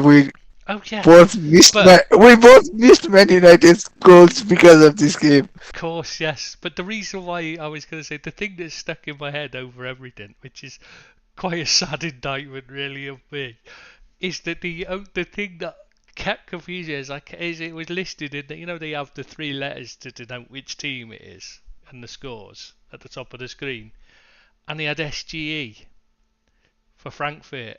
And I was there thinking, how is that? It took me ages. And then at one point, the commentator said Eintracht. And it was suddenly like, oh, you fucking idiot. Of course, it's Eintracht Frankfurt. And I was thinking, I must have watched 88 minutes of the game before that actually hit home. And I'm like, oh, you imbecile. It'd be bugging me the entire game. And I'm thinking, why is it an E? Why isn't it EF? So, why isn't it EF anyway? I still don't know. I still don't know why it isn't. The F isn't It there. could have been listed as many things. But yeah, I just expect it to be something like FRA or something for Frankfurt because Yeah, obviously it that's should how have. we do It it in should be like England. that. But like, yeah, the SGE they put it as, and they do like BO4 for Leverkusen, which is confusing. Why not LEV? It's Leverkusen. It should be, but it's not. It's. But Germans are fucking weird. I have to say it again. I have to say it on the podcast. Like, I hate Bayern's kit for the Bundesliga. I don't know what kits they play in the Champions League, but the home kit for I still haven't seen them play yet. I've got to. it hurt. Like I just can't. I can't watch the game when Bayern playing this home strip this season. in the Bundesliga. I don't know. I don't know about the Champions League if they have different kits or whatever, because you have to have 50,000 kits every season these years. Yeah. Yeah, you have to have different kits for different games now. Don't you? It won't be long before they'll literally have a change kit for every match. The way it's going. That might be better. Come on. So Why the hell not is what I'm trying to say. Why the hell not? don't, because that'll be the next thing. You do know that. The merchandising arms would love that of every club, wouldn't they, if they could get away with it? Maybe they will start with a monthly kit, monthly home and away. Jesus, could you imagine it? 9 different sets of no. You could have 9 times 3, 27 different sets. Probably another set for a special occasion kind of thing, like commemorating something or celebrating Yeah. something. Well, like PSG, they always have like a different set of kits for Champions League from their League One, League. don't they? That's why I said I don't know what keeps Bayern playing in the Champions League because Do you know what? I've not watched them. I Not even highlights. have no idea. I haven't seen them. So. It's a subjective thing. Everybody has their taste and everything, but it's a hideous kit. I can't watch the television when Bayern play in the Bundesliga in their home kit. And your opinion matters with you being a fashion model. No. We've seen the footage. I'd just like to say the other editors, we've seen the footage of his modelling career. I can't even remember what you were modelling now, but yeah, I remember seeing it. It's ingrained in my memory. That's something that I'll never forget, unfortunately. Okay, get us to 1 million subscribers. I'm gonna upload it to the channel. We'll never reach 1 million now. Every time somebody say, every time if it ever hits 999, people will unsubscribe just in case. That's it. I will unsubscribe just in case. It doesn't have to be you. I might create 999. How many more do we need? Something like 999,800 or something. We No, off the top of my head, I think it's 999,907. Sorry, 768. Something like that, yeah. Yeah, we're not exactly popular, are we? Fine, that's a few hundred more than than bothered to speak. The people that would bother to speak to me if they actually saw me in the street. So, you know.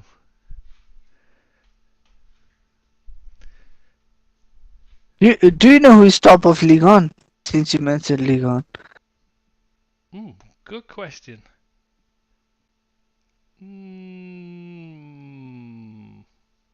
I don't because I've not seen. Is it Monaco? I might. It was the Yes. joint top now, but Yeah, because Takumi Minamino's doing well again. no, you think Minamino is doing well. I think Adi Hutter is doing well. We both have different connections. But Ligue 1 has, at least till now, has done pretty well in Champions League as well because Lille have done well. Yeah. Beat Real Madrid and then beat. Brest. What's that name? Atletico Madrid as well last night. Sorry. Yeah. Yeah, they did well last night. I watched some of that. Yeah, it's what happened? It's good to see, but honestly, I'm having to Google who even is their manager. Lille, I mean. Lille. Because I know they lost Paulo Fonseca. Not Titties, I mean Brest. Oh, I'm sure you know. I've heard. I've heard. I know. I'm aware of the picture that floats around every time Nice play against Brest. Yeah. At home.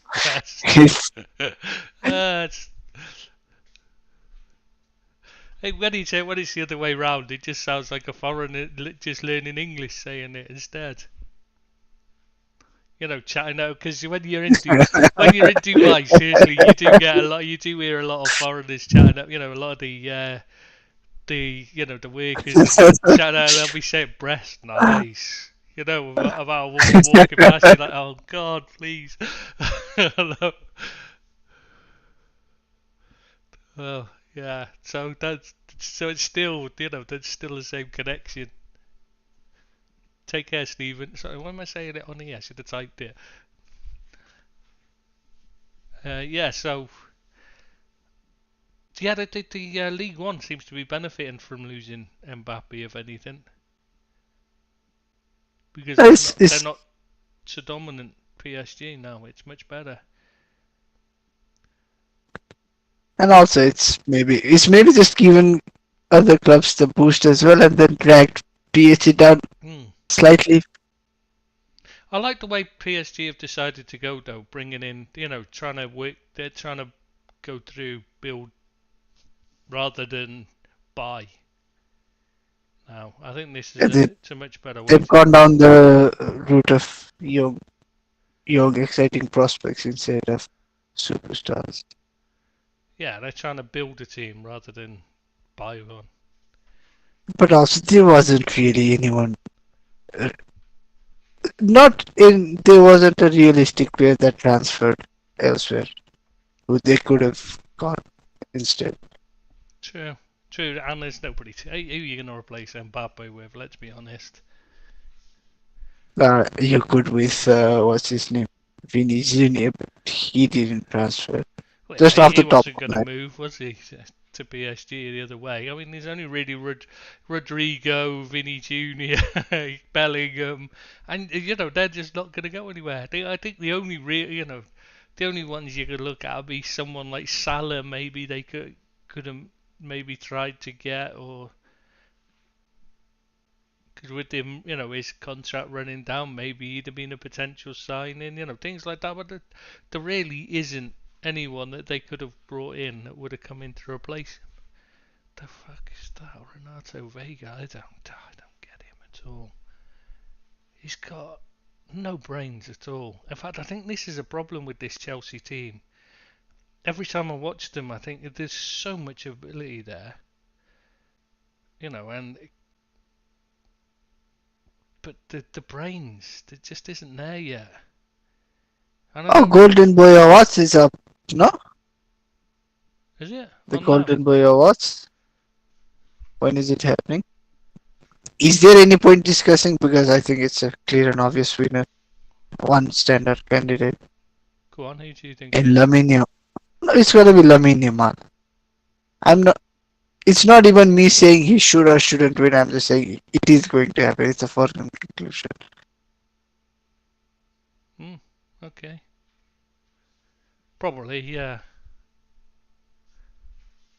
I probably would give it to him as well because he has done better than anyone else in the list. I know the list shouldn't be there in the first place, to be fair. It's a very odd list. Yeah, what happened? Like all of a sudden, because until last year there would be guys who were pretty much established first teamers and excelling as first teamers as well. I should probably word it like that, but I just rattle off the names quickly. Lamine Yamal, Joao Neves, Zaire Emery, Garnacho, Pau Cubarsí, Savinho, Rico Lewis, Pavlovic, Kobe Mainu, Jorel Hato, Lenny Yoro, Bino Gittins, Kenan Yildiz from Juventus. Who the hell is Christian Mosquera? Never heard of the guy from Valencia. Adam Wharton, Arda Güler, Matthias Tell, Desiree Toure, Oscar Glauch, and then Samuel Omoradion. There's only one guy who established himself on the verge. Oh, it's like there is no competition for Lamine Yamal here, and the rest only just turned 17, no? Yeah, to be honest, I didn't really see there's anyone on there that stands out other than. You know, it's not a very good list, is it? Let's be honest. It's not a list that excites really. You think, oh yeah, they're gonna be. It's just.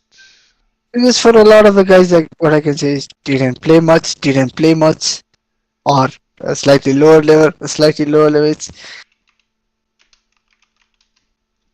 I don't know much about Neves, I will be honest. Zaire Emery has done pretty well for PSG, to be fair to him. Garnacho, good young player only, not a great player. Pau Cubarsí, not really seen much of him, if I'm being honest. Savinho, I most of like his time Kubasi, was. but he's not a golden boy yet. He's not red. He's not. He's not had. That's the thing, he's not played enough, is the main thing for him. Do you know what? I know Yamal's getting all the hype, but I'm not convinced by him either, to be honest. Yet. To I be only honest. watch highlights. I only watch highlights of La Liga because nobody is gonna broadcast it. But you But look at that list, and not one of them. Garnacho for me is not a top class player. He works hard, and I like him a no, lot, and I'd like to he's see a him. good young prospect, good young Yeah, player. But but he's not a. I'm talking about like Golden Boy should be a potential Ballon d'Or winner in the future. This is what it should be. It should be players that in the future you'll think are going to be in contention for winning the Ballon d'Or, and I don't. Ballon d'Ors are the best in the league, or the best in the Champions League. That those kind of awards, like Yeah, players who should be competing, is that yeah. should be the expectation. That should. Jude Bellingham last year winning it. Perfect example. That's the kind of player that should be winning the Golden Boy award. And I just don't see one there. I know Yamal's massively hyped. And yeah, he's a good player, but I don't think he's a great player. I don't think he's going to be one either. Zaire Emery, another one like him, but great player? No. Not yet. Maybe. Mainly it's a No, long ways possibility, maybe. Um, I think it's a similar case with Garnacho. Good young player, Zaire Emery, good young player, but hmm. Yeah, but he's not. how He's good? not even the But best how player good? at. He's not even the best player at PSG. And so He's why not is even he the even in best the young list? player at PSG. Yeah, that's what I mean. It's not even the best young player. It- Sorry, I meant like why uh, list two from the same club? It should only ever be one, unless there is definitely. If you had Messi and Ronaldo playing together at their peak, that's a different matter. I mean, there's youngsters like, but I mean, unless there's players of that kind of ilk playing. I mean, Yoro, how the fuck does he get in there? not been fit since Matthias the summer. Tell. He's, no, he's never done enough to deserve it. I mean, I will be honest. I'm not a big fan of his, but I think Zarel Kwanzaa has played more minutes than Matthias Tel. yeah, probably. Well, Kwanzaa was Because most of Kwanzaa last starts, season, yeah. Tel doesn't. Yeah, Tel doesn't. Kwanzaa started. So. Yeah, and I know he's got dropped this season, but he wasn't last season. Uh, yeah, there's a lot of players in there you just think it doesn't make sense. I mean, you've got Man United for stars. You've got Garnacho, Mainu, and Yoro. Surely they could have just picked one of them, because like Mainu's so far ahead of the other two. The other two just seem a waste to be in there. But even Menu is, for me, a very exciting prospect. But he's not a But golden ball is, winner is, yet. yet, he's not there yet. No, if it was like best Maybe young in players in the 12 Premier months' time, he League, could. maybe. No, in 12 months' time, he could be a firm candidate, but right now he's not even an outsider. Or, or someone with his CV and play shouldn't be anything more than an outsider, but he makes the top 20. It's funny, and Bino Gittins, couple of goals here and there. He's not even established himself in Dortmund as a firm first teamer. Come on. Yeah, I guess, and yeah, I don't think he should be in there at all. But Yeah, there's a lot of them. You just look at it and you're thinking there is really only Yamal that can. But yeah, I mean Wharton had 6 good months. That's not really enough. Gula was a sub. He's done nothing. He's done nothing since the Euros. Wharton. He's been poor this season, but Palace as a whole have been poor. So No, but at least against United, Palace improved once he got subbed off. yeah, Palace improved massively. they've not looked right this season, though. Palace. There's some Oh, serious. they're the disappointment for me. I Oh, thought they would. I thought they would challenge for the European places. mm, yeah, I feel really let down by them because they looked so good last season, and they've not lost anything. I mean, Elise's not At like the least, greatest player in the world, is he? They should have been able to replace him. Yeah, I don't get it. There's something seriously wrong behind the scenes, I think, there.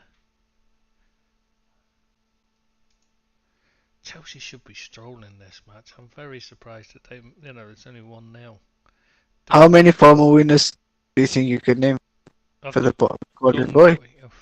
Probably only Bellingham off the top of my head. Obviously, there are other very standard candidates. Um, Name the obvious three guys. You're even watching one play as well. oh, uh, did Enzo Fernandez win it? No, he moved after Uh, he was old. Come on, and Kunku didn't there's a win it. player for no, there's a player for playing for Chelsea. Think of someone who's very expensive. Mudryk. No, Joao Felix. Oh, of course. Completely forgotten. He just fucking scored and He all. scored. Yeah. Jesus. And he just never came to. Of course, yes. Of course, I remember him winning it. Yeah, and I remember they paid 105 million for him, didn't they? Then Atletico Madrid on the back of that. No, 140 wasn't it? Like they sold Griezmann for 120 and bought him for something similar. I thought it was Ah, too much money. Whatever either it way, is, it it's was a too much money. ridiculous amount, and he has never lived up to it, which is unsurprising. But that is what happens when you buy potential. It's just you never know. To be honest, I just don't like buying things. I don't like, but it's like buying youngsters for ridiculous amounts of money, putting them on big wages. No, it's never a good thing. It's not an incentive to keep improving, is it? If you're already on the big money and that, and you've got your big contract to your dream club, it's Okay, the previous winner was Bellingham. The one before was Gabi. Then it was Petri. Then it was Gabby and Pedri, of course. Even though neither of them are that. as good as they're made out to be. I think you're gonna kick yourself for not naming them now, but Erling Haaland. Oh, okay, now. Yeah, Wow. we just talked about it. Gabby, Like Pedri, I mean, they're obvious Haaland. ones.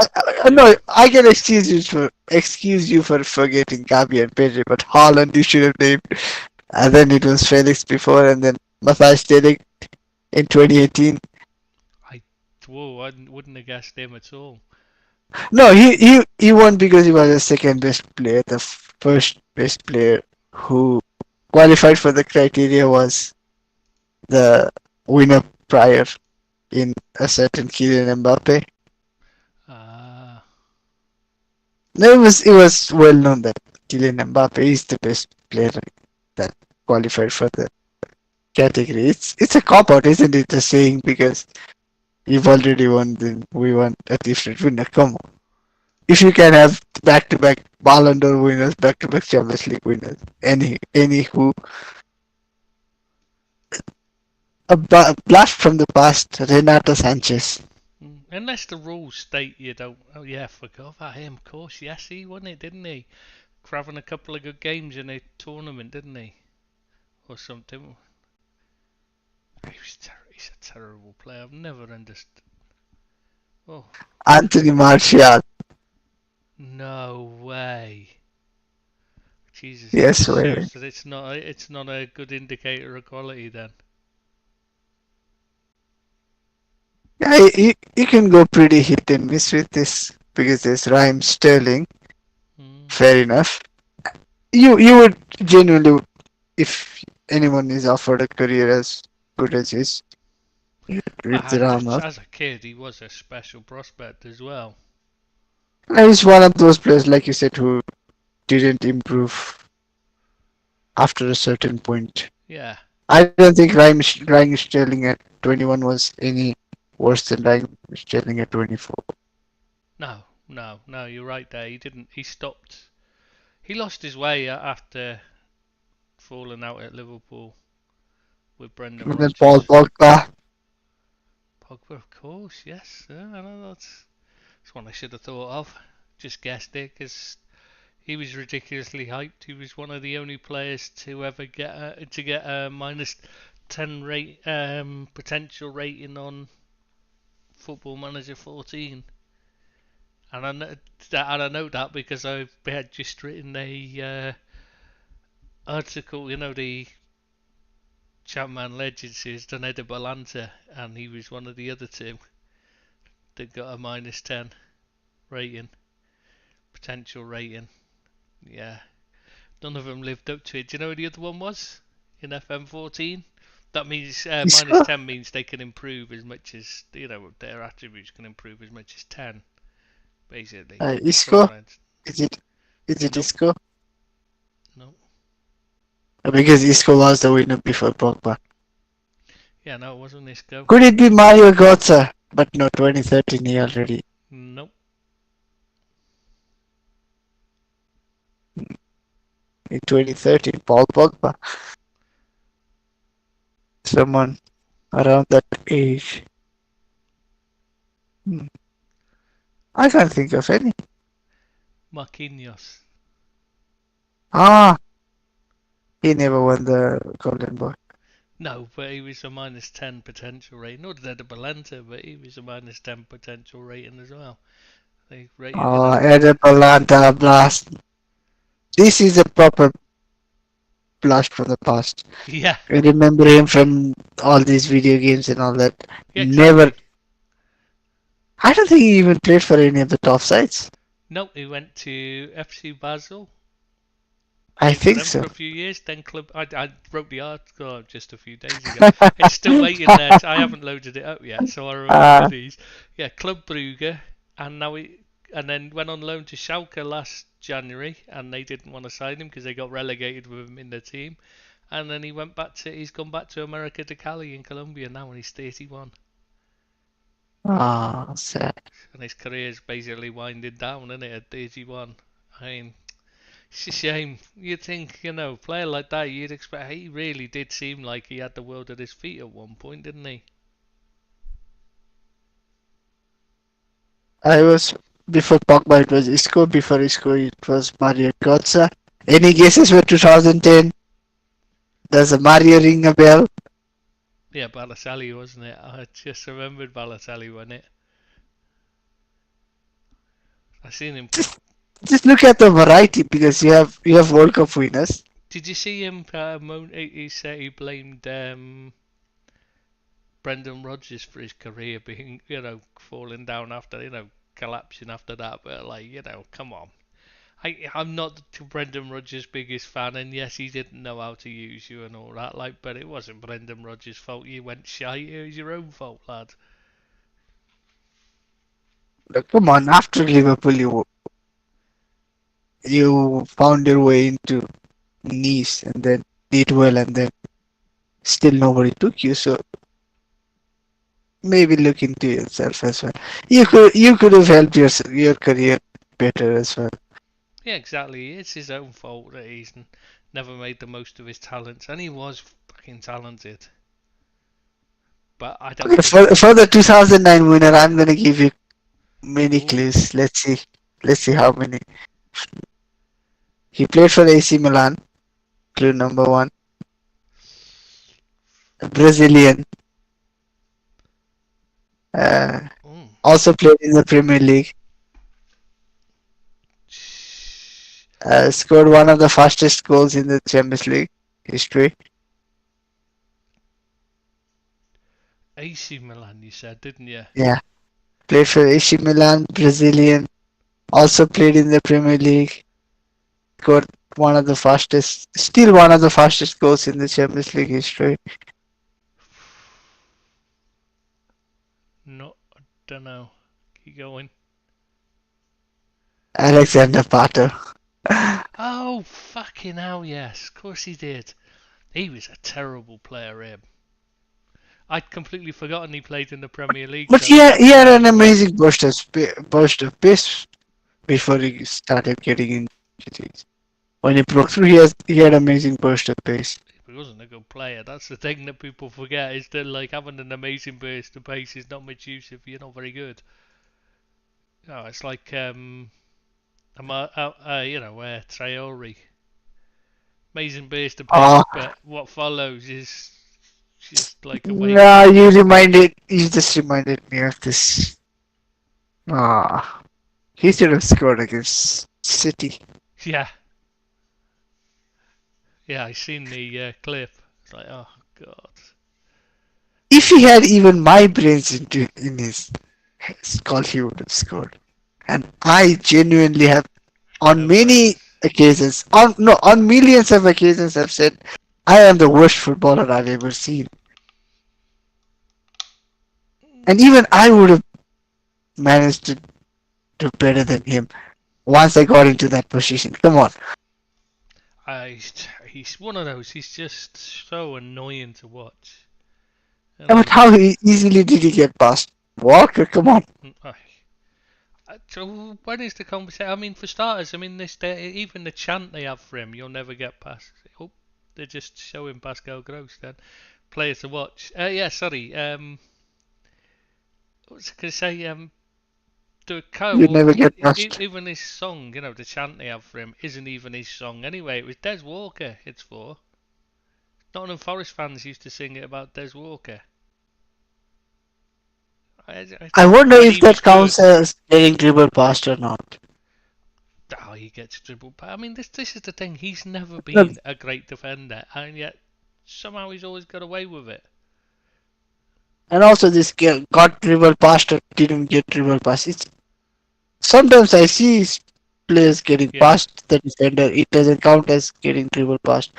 Sometimes I see them just knocking the ball out, like the ball just accidentally going past the player. They reach the ball and it counts. Yeah, these stats that they have these days, a lot of them are very subjective. I mean, XG is the obvious one, but there's No, but another getting past aspect of player. dribble past. Yeah, that's another one. It's completely subjective because what one Dribble person past calls a should be dribble. once. Yeah, you get into a 1v1 or 2v1 or 3v1, however one.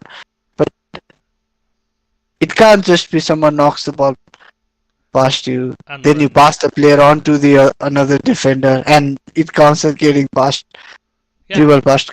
that's another thing. Yeah, there's hundreds of reasons why they give it as being dribble pass, and I'm thinking, but he wasn't. You know, it's really frustrating. DS dribble past Walker in like 5 times in the space of 10 seconds last season. Yeah, and I bet that goes down as once, as one occasion, won't it? Okay, think of another Brazilian that won in 2008. Oh, 2008. Yeah, another Brazilian, back to back for Brazil. Holy God, wouldn't have been good Man for. United. Oh, Think of Man United. is it not? God, what's his name? Not Jemba Jemba. No, what was his name? Jemba isn't even Brazilian. No. That's what I'm saying. It's like I'm going through the Man United team of that era. It was one of those like where they never actually turned out to be a great. It wasn't Anderson, was it? Yeah, it was It Anderson. was Anderson. That's Yeah. it. He was the other one that played in midfield alongside like Jemba Jemba, who just never quite lived up to the. Cleverson. This Cleverson from Brazil as Yes, well. of course it was Cleverson. That was the one. the other one. Now we're getting into worthy territory, actually.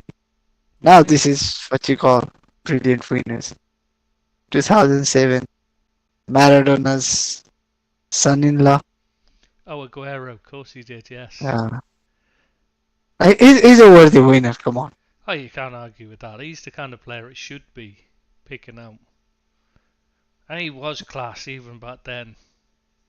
Because that's why. 2006, Ooh. 2006, the current manager of Como FC. Oh, Czech Fabregas won it. Yeah, Fabregas. I'm not his biggest fan, but you can't argue with he's had a great career and that, and like he's And also, as a youngster, he was decent winner. one of the best Yeah, players in his 16. position in the league. 16, 17, like when he broke through, he was established for a himself golden as one boy, of the better players. that's the kind of player it should be. You know, the ones that stand out at that age group. Okay, the most obvious answer is for 2005. The most obvious answer. 2005. Well, I would have thought. See. No, individual awards in Either football. Messi or The most. Ronaldo, wasn't it? It's Messi. Yeah. 2004, the current manager of Plymouth Argyle. Wayne Rooney. And 2003, the biggest fan of Gravenberg. Van der Vaart. Why'd you say that? I don't know what he said. During the international break, Gravenberg played one amazing pass, and Van der Vaart said, like, once you see that, you don't have to. There's no point watching the rest of the game. Really? No, it was a genuine compliment. Like, right. very few players in the world could have made that pass. It's been fantastic this season. It's astonishing how much of a turnaround there is. Just playing a player in a position he understands, and he knows what he's meant to be doing. So this award started off very nicely because Van der Vaart burst onto the scene. From what I can remember, I was very young. Rooney, Messi, Fabregas, Aguero, and then all of a sudden this Anderson. Yeah, maybe he was really good at that age, but he must have been, because otherwise Fergie wouldn't have gone and signed him for big money, because he was a fairly big signing. But he wasn't an out-and-out starter for us, from what I can remember, because there was Scholes, there was Carrick as well at some point. There was obviously Hargreaves. I liked Hargreaves as a player. I think he injuries. Got injured. Yeah, all injuries were what ruined him, weren't they? If he'd have stayed fit, he was some player. Not many players can say they took a free kick off of Ballon d'Or Cristiano Ronaldo and actually scored it. He was some player, to be fair, Hargreaves. Doesn't seem to like Man United these days. Whenever I see him speaking, he always seems to. I think it's a bit of both. I don't think there's a lot of love from really the rest side. Well, because you never did see the best of him, did you? No, I'm just saying, like, because he moved directly from United to City, so as well. Yes, it's of course not. Did, yeah. But so didn't Peter Schmeichel do the same thing? It wasn't directly, so. I thought it was. I thought he moved there like at the end of his career. No, but it was from. United. I don't know the club, but he left. He left England, didn't do too well. Really? Came back to Villa, I think, and then I think he came back to Villa and then moved to City. So there are clubs in between. Ah, right. I didn't remember that.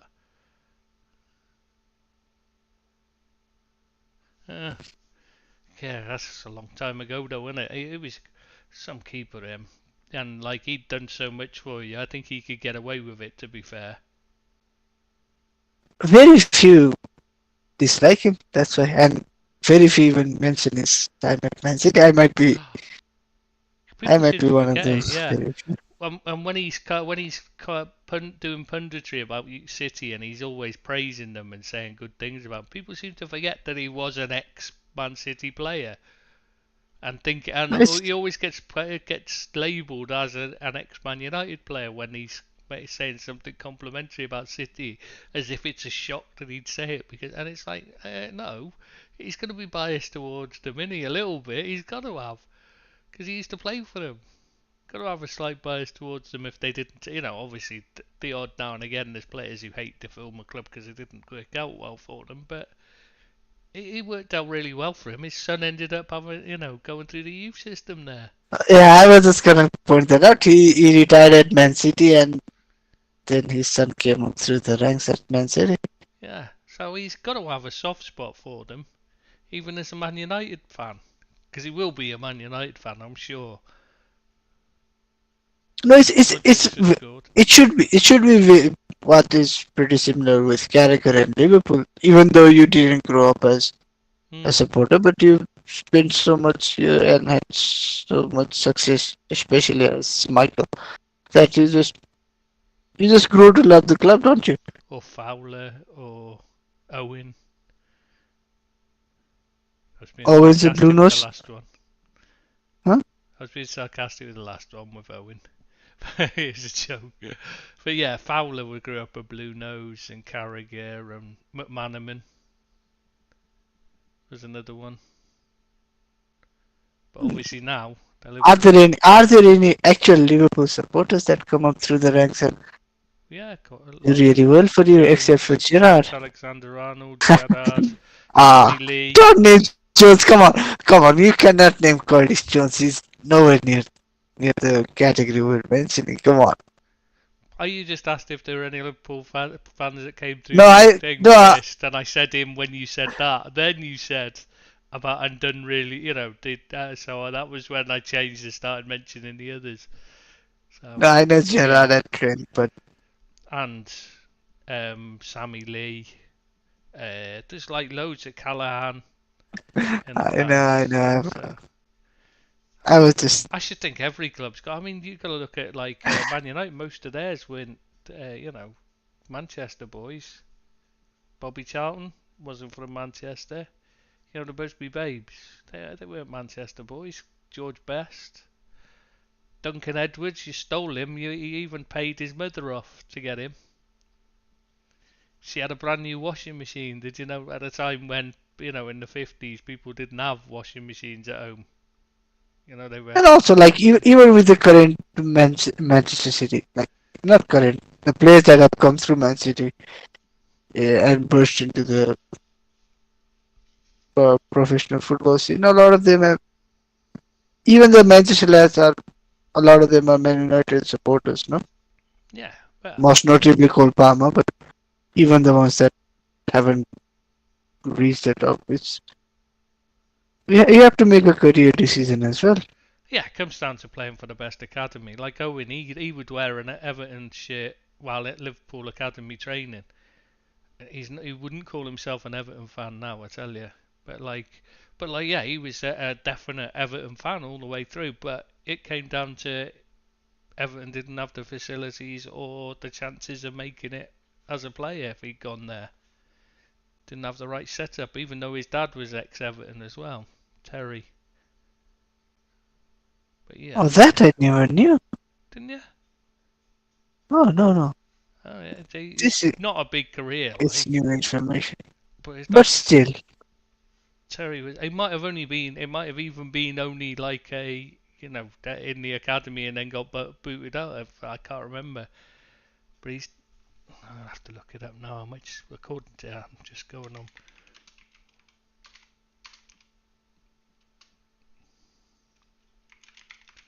I'm gonna have to look it up now. Yeah, he began his career at Everton. Yeah, before signing with Bradford. Yeah, just check in then. I was just gonna say maybe I'm misremembering what he told me, but yeah, Harry Catterick, that was his name, the manager at the time. Yeah, that's why he advised. He was the one that advised Michael to join Liverpool rather than Everton. And like, I mean, you can't really argue with the It decision. worked out for him Yeah, ultimately. I mean, you can't argue with the career he had in the end. Real Madrid, okay, Ballon d'Or. yeah, and okay, Stoke City might not have been the highlight of his career, but his legs had gone. And like Newcastle United wasn't his choice either. He wanted to go back to Liverpool, but Liverpool were like, no thanks.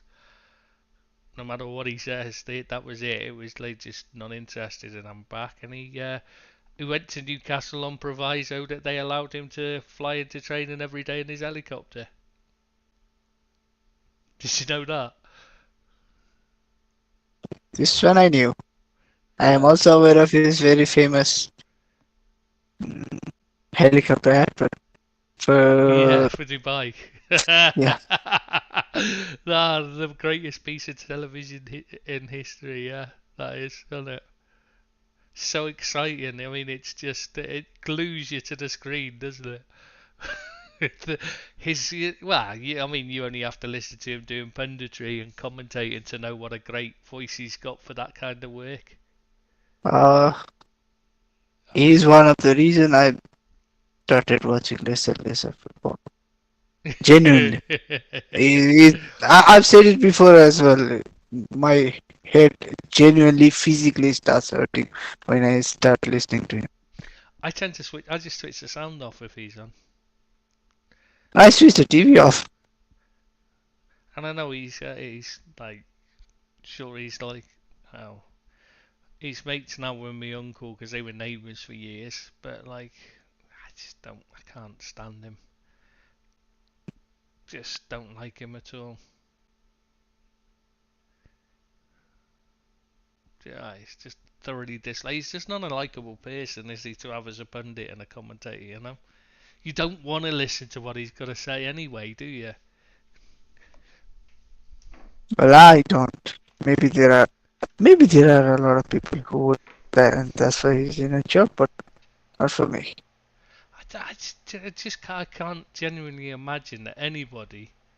So you jammy bastards took a deflection and it's. Oh, is it not counted? No, it is 3.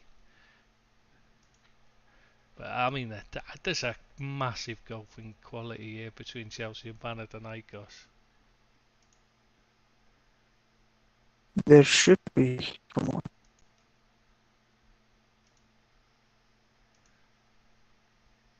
Panathinaikos are probably Oh, I the mean, team is it's probably worth less than not worth. The team probably cost less than one of the. Enzo Fernandez. I guarantee will have cost more than their entire team. But still, as a team, they're probably a little bit more organised, but they're just not at the same level. You know, they Oh, a can't goal defend. and an assist. A goal and an assist to no, two assists for Modric and a goal. To us, did he get an assist? I suppose because it took a deflection, it'll go down as a Felix. It's 2 goals for Felix, isn't it? Was it But that's Felix? how it's listed in BBC. Yeah, 2 goals for him, 1 goal for Modric, yeah. 2 assists for Modric, 1 for. Mudrik's actually been a danger, but it's just he tries to do too much. This Panathinaikos team, they're totally outclassed. To be fair, they've got nothing in their locker. It's What very hard happened to to those judge days? Chelsea in this. Hmm? What happened to do? What happened to those days when going on an away trip to Greece was a difficult game? To be Wherever fair, you were. you didn't get to watch the teams then very easily, and travel was more difficult. Obviously it was a long trip and it was hard work going away there for players. Especially Olympiacos. They were a threat at home. Mm. But yeah, it was mainly because of because you couldn't really watch them as easily. You didn't know their tactics, didn't know their players. Oh, has they got a penalty? Yeah, looks like it's going to be 4. Oh no, Cole Palmer isn't playing, is he? So it won't be. I think No, he is not registered in the Europa League, Europa Conference League squad. I'm not sure that that's a penalty. It's hit his hand. Oh, Felix is gonna take it. Oh, that's harsh. That is really harsh. Mancini. That is really harsh, that is. I'm really surprised. Oh, he's going to book him for complaining. I think they've got a right to complain on that one. It is a handball, but it's hit his hand. He's kicked it against his hand from, like, he's whacked it in for a cross and the player's running across and it's hit his hand. I don't see how that's a... When you look at some of the ones from last, from the Premier League that haven't been given, I I don't know what handball is anymore. I really don't. Do you remember there was a portion of last season when nothing was handball? Nothing was given as handball. Oh, it's Nkunku taking it, not Felix, and they're putting the lasers on him. Green lasers Uh, shining in his face. I hate why that. is your club getting Oh, well, fined? it's a fine. It's an automatic fine. No, Stupid. but And as a supporter, why even risk it? and it's not just a Why fine. It'll be, there's a chance that they'll close the stadium. Or some of the seats. Nkunku scored part anyway. of the stadium? Yeah. Yeah, they'll close part of the stadium because of it and that, and they should do because it's ridiculous.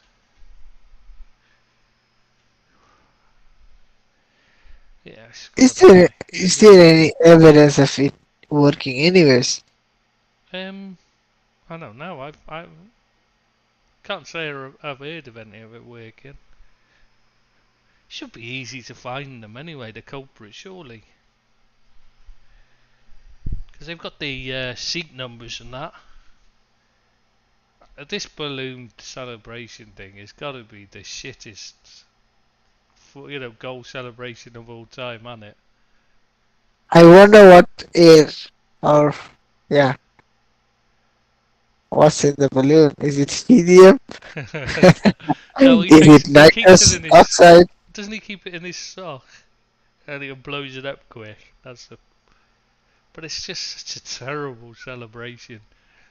Anyone like that's practiced, I'm sorry, they're just like, they're okay in lower league football and in non-league football as a laugh.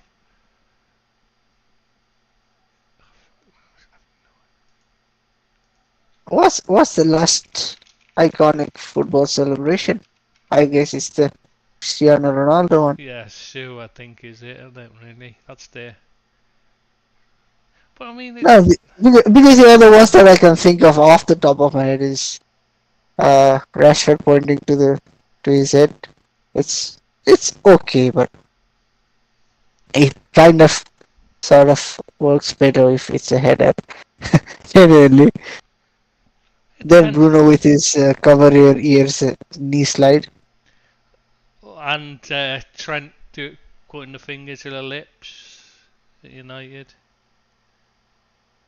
And The kiss, United but that was more of a kissing the recreation of. It no, was a recreation no, of no, no, Gerrard. not the kiss in the camera. The putting his fingers last season. Oh, last season, okay. I think it was. I think it was last season. The one I Mbappe's have is, I had think it's my profile picture on WhatsApp, isn't it? That one from it's over a year ago. Sure it is. Elliot. Oh, is it earlier one? Did I change the? It's my phone screen. See, it's my lock screen, and that on the phone is the Trent one. So I thought it was. Did I change it to the Elliot one? I like Elliot. But yeah, I mean, there's no real. It used to be like Shearer wheeling away with his arm aloft. How do these days? How are you supposed to celebrate? Because you don't know whether it's going to stand or not, do you? It's not like these ones, the Openda ones yesterday, last night, where he was offside and there's no argument. It's and the linesman gave it, so you knew straight away that it wasn't given. Before you start. It's these ones where you're waiting 10 minutes, because even when it looks fine, in the 4 tonight for Chelsea, they look fine, but I'm still waiting just in case to see whether And obviously it don't bother me because I don't want to celebrate. But if you're a fan watching it, and you want to celebrate a Chelsea goal, like if you're a Chelsea fan, and you can't because you're still waiting just in case it gets disallowed, and you have to wait until it's confirmed. It's ridiculous. It's ruining the spontaneity. I think that is the biggest problem in football for Oh, me. I'm an idiot. The last recognizable celebration is Jude Bellingham. Oh, of course, Jude Bellingham's probably the one, isn't it? Yeah. Yeah, I mean, that's his clothing line, isn't it? it's become more than just a goal celebration. Yeah, but that's become known because they've deliberately engineered it with his clothing Yeah, they line. branded it. They Yeah, branded it branded well. it. That's what I was trying to say. Yeah, it's become a deliberately engineered, branded celebration rather than it would just appeared. It's like Cristiano Ronaldo. It was designed rather than it just came.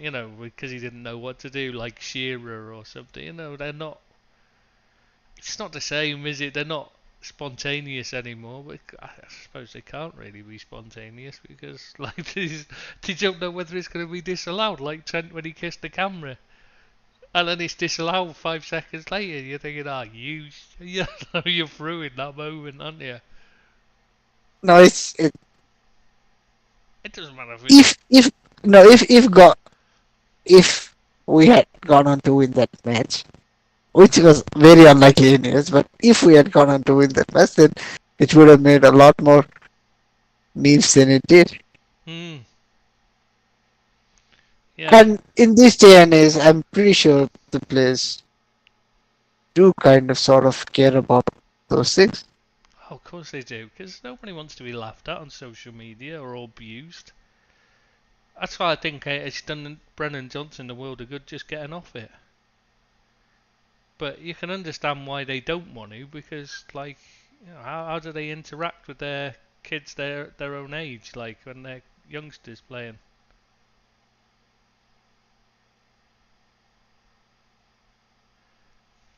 Panathinaikos are absolutely falling to pieces here. I mean, Disasi just nearly scored. And they just stood, there's no real challenge. Nothing. They're just. And Palmer isn't even playing. They actually don't. It doesn't He look is their like best them. player. He is their best player, but I'm not sure he helps when they're to play their best. If you see what I mean. There's times when he doesn't. He's got all the ability, but he's still against crap sides. He's stat pads. And against good sides, he struggles because he just gets shut out of the game. He hasn't got the intelligence I think yet, the experience to I be. think I've found out why you are less hyped up about him than most of the people. Because he's crap He against every good no team. he has nothing against Liverpool. Oh, he's awful Both against last us, season and always. this. Yeah, he's Yeah, awful both against last us. season and this. He played one game last season. He played one game this season. I think against Liverpool. No goal contributions at all, Oh yeah, he's been absolutely abysmal against us. and not played well outside of goal contributions either. So. Yeah, he's one of those. If you say he's got to learn to be more than just. He's got to learn to do something for the team when he's not playing well, and he doesn't. He offers nothing if he's not scoring or creating a goal. And I know that's the biggest part, but it's a bit like the difference between Ian Rush and Gary Lineker for me. Why Ian Rush was world class, but Gary Lineker was just a decent centre forward. They both scored obscene amounts of goals, but Ian Rush worked for the team. Lineker just stood around waiting when he didn't have the ball, and that for me is the main difference. It's why Salah is a special player, or um, uh, I've forgotten who I was going to say then. Mane, I was going to say. I will With say it like special. this. That's why Salah is a world class player and Haaland is not. Although Haaland Yes. has more goals. Yeah, because he'll do more for the sea. You'll watch Salah will trap back if need be. and cover. I know people say he often gets slated for his defensive contributions, but when there's a need, he's one of the first. But how often is he the last man in the corner and he's chasing back to break up an attack? And he does it regularly. He did it regularly, I should say, under Klopp. Obviously, he's not had to do that under Slot, but Yeah, nobody has actually had a threatening counter attack against you guys. we don't really allow them anymore. It's very rare. We don't really play with enough openness to be caught on the counter. And most of our forward play comes from dropping in, just playing it around at the back and waiting for it to draw in the press. Or someone to come, create a gap behind so we can play in. But even then, I don't think Salah would need to do that dirty work anyways, because there's another guy who is just as fast, slightly more physical, and is very fast running towards his own goal. Mr. Dominic Szoboszlai. Yeah, exactly. He does so much of the dirty work for the team. He's been, I know he hasn't been good going forward, been very poor, but defensively he's been a massive part of the team performance. I just absolutely love his pace when he's defending, when he's dragging back. No, I think not even Salah is as fast. No, I genuinely think I think his top speed was also recorded when he was tracking back, but I think he's faster going towards his own goal. He kills him. He does put himself in everything 100% when he's running back to help out. Chelsea really can't defend. They should have been a stroll in the park for them. Panathinaikos have got nothing, and yet they've just been cut apart so easily. So easily. They're absolutely. There's nobody tracking runners. They're just holding the set. Staying compact and holding the line and hoping. There's no cover.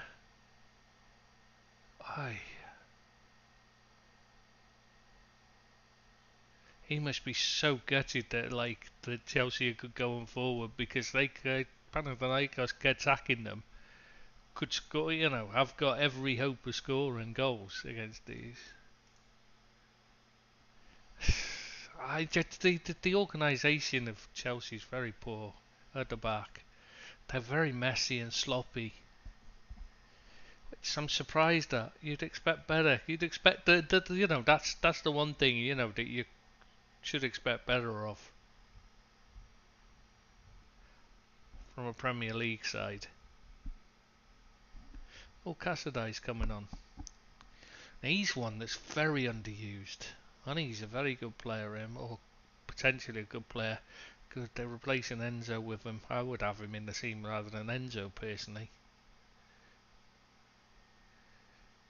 But they are spoiled for choices. They still haven't got a front of shirt sponsor. I mean, that's just shocking. For a Premier League side, with the exposure they're getting, and they can't get a front of shirt sponsor. And they've not got one almost ever since this new ownership came in. Yeah, you can understand nobody wanted to be associated with when it was Roman Abramovich, because of obviously, for starters, he's a Russian gangster and that, you know what I mean? Everyone knew that, but people weren't that bothered then because they had success. And then afterwards, when they lost it because of the the war in Ukraine, you can understand people not want. But he's got nothing to do with the team anymore. There's absolutely no reason for that to affect it. So it's just, I wonder how they've not been able to get one. Are they just asking a ridiculous amount? In which case, surely you just take the best offer, don't you? You would think so, yeah. You go into this much to see. I seen somebody say, the rumour going round that Nike were upset with them for not having a front of shirt sponsor yet, but I would have thought Nike would be happy with that because it's better for them. Don't have to put one on the shirt, I suppose by halfway through the season they want them to get one. Oh God, the lack of quality is so bad. for Panathinaikos. Yeah, it's, you think, but okay, yeah, probably an advantage because they could sell a lot more, jerseys to people who want their one with the sponsorship as well as having one without it, possibly. But other than that, I can't see any reason why it bothered Nike one way or the other.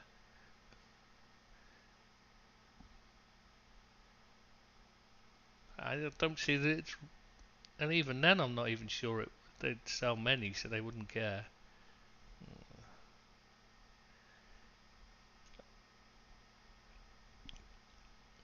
That Yeah, Goy, have you it's seen it's much of him? dragged on for Hmm? the Marquis, Silly foul. the striker. Yeah, silly foul he just gave away. But like, I haven't seen a lot of him before. I haven't seen him before. I don't think more than like a few highlights in in just when he was at Barcelona, like as a kid, and they didn't tend to focus on him. So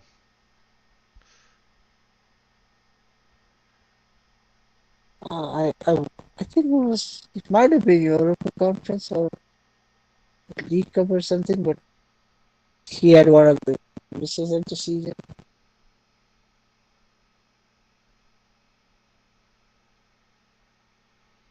Mudrik's done well tracking back. I wonder if perhaps his position is as a attacking fullback, wing back. If ever a club goes back to playing that way, with attacking fullbacks instead of inverted ones, they all copy Pep's way, haven't they now? See, Salzburg lost again How to. long is Pepin gonna keep himself in the job? Can't be much longer, can there? I mean, the European sack race, there's got to be a few on the Sugly Peg, but surely his has got to be the one. Because, I mean, it's a team that should stroll despite the fucking hell, Austrian, that's, is it Vienna Austrian. Airport that has their whole desk set aside for people who Yes, think they yes, flew yes. to Australia? Yeah, it is the Austrian airport with the Yeah, all I section. think So. I've just fallen victim to that same stage. Bless. Yeah, that's funny. No, How but many people? they could appoint either one of us and expect us to win the league with Yeah, ease and not be unfair on us. yeah, I know. And we'd be saying if we didn't win it, we'd be absolutely disgusted of ourselves for not winning it, wouldn't we? Because you do think that they should win despite the manager rather than because of it. I mean, Jesse Marsh won it for fuck's sake, and he's possibly the worst head coach I've ever seen. Worse than Bob Bradley, Yes, I think he is. Yeah. Frank de Boer at Palace.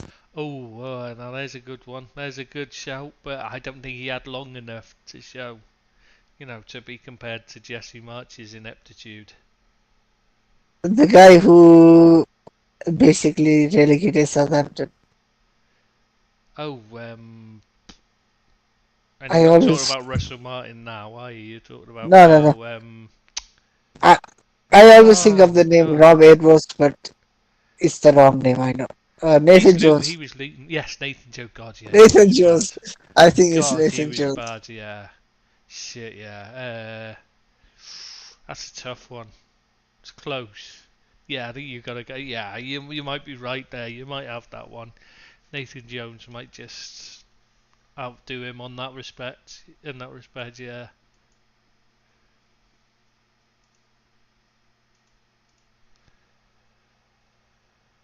Oh, Frank Lampard.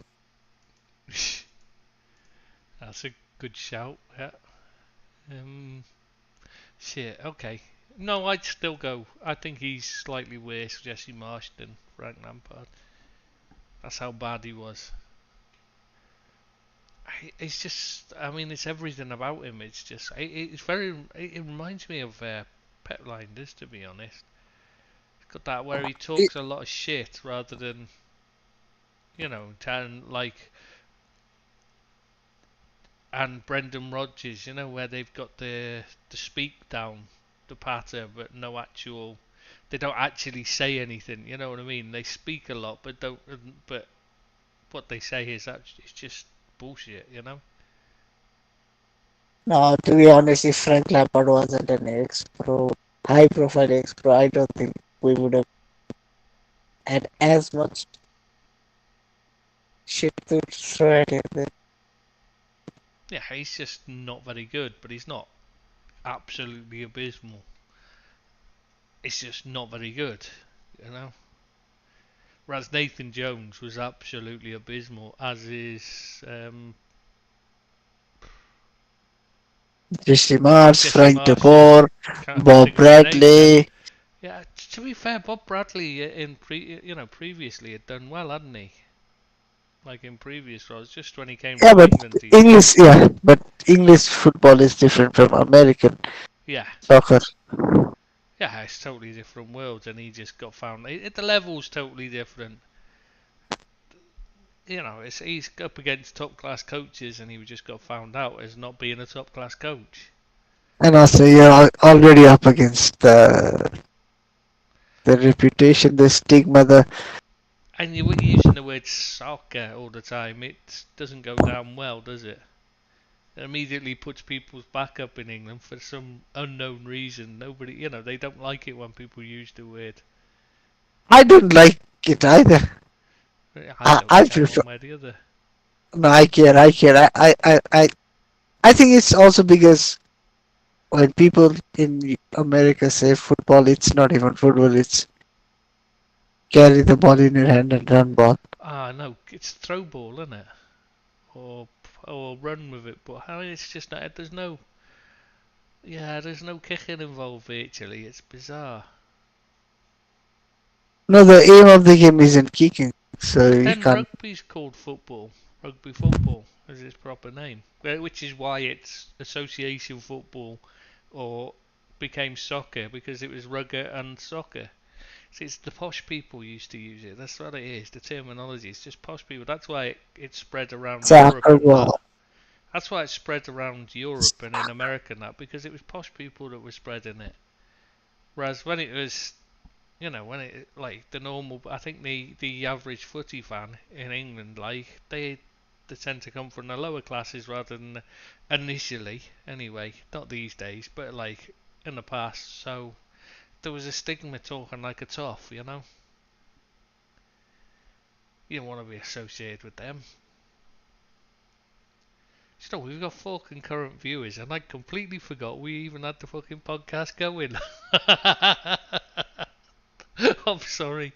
We've just been rambling on talking about nonsense, basically, haven't we? And I completely forgot it was going. It's just because we usually carry on after we've recorded, don't we? We usually, after Billy goes, we usually carry on and chat. And I'd completely forgotten it was recording. I was just thinking we were just having the chat afterwards. Is the Chelsea game over? No, 4-1 though, so it's not like it's a close match or anything. Who is it that Renato Vega looks like? It's that comedy actor in America, isn't it? You have to give me the name. You have to give If me I the could name. remember it. Oh God, I wish I could think of his name. Oh God. Oh my God, I can't think.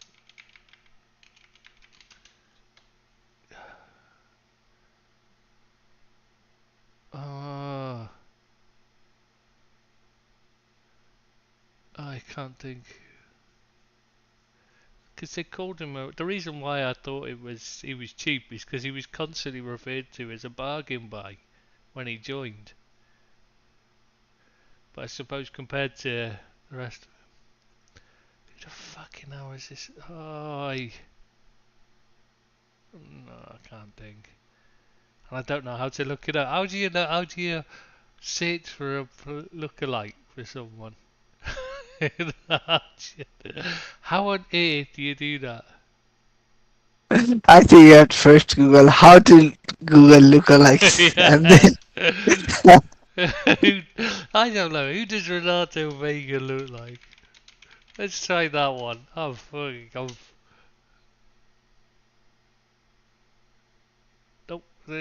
What's his religion? I don't care. Why is he coming up with that as a... Jesus. Oh wow, the New York Times. Why Renato Vega is becoming the Chelsea rarity, a Yeah, bargain that's what I by mean. my ass. There was a lot 14 of million stories like euros. that. When he was signed, there was a lot of stories like that going around. They're probably all repeating the same story actually, and I just seen the headlines 50 times, for 50 different publications because they tend to just copy each other, don't they, these days? My God, who does he look like? I can't think. Yeah, when you see the comedy actor I'm talking about, you'd say, "Oh yeah, it is him." Honestly, we'll try a different search engine. See that.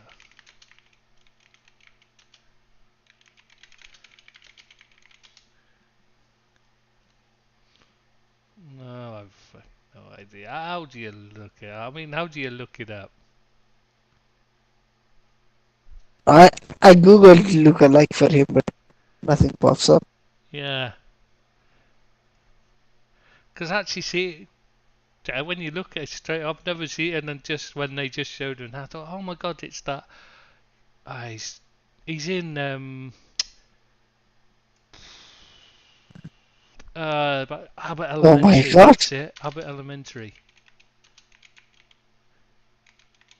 Okay, Eric Ten Hag has said Mazraoui will play in the number 10 position tonight. Really? Why? I'm sure it's the guy. How the fucking how do you find the cast? IMDb. Here we go. Cast.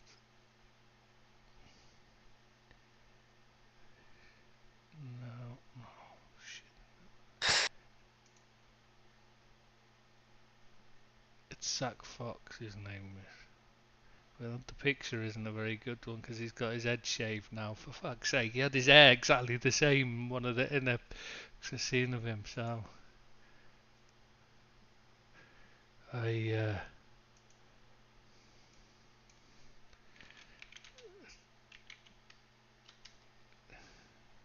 there we go. There's a picture where he looks just like him. Here when he's got the hair.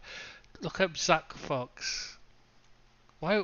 How can I send Zach Fox Fafo? Which it says, and the picture he's got the same hair, apart from he's wearing a baseball cap as well and everything. Jack Fox? Zach Fox, ZACKFOX, and then just look at images of him, and he does look like him. Oh, he just need to have the hair. Yeah, well, he's got the hair as well, in particular. But even so, he's got the tash, and that. And that same similar sort of face, where you just think,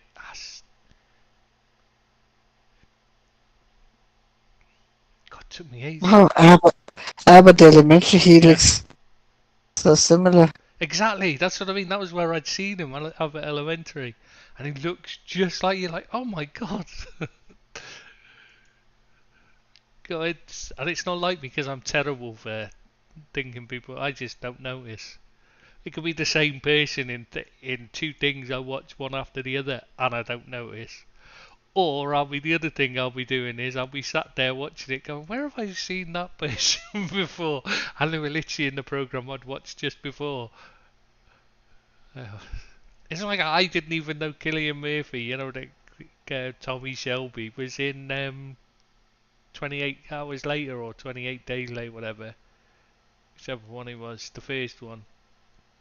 Didn't know he was the one that was the survivor. That woke up in the hospital bed and that.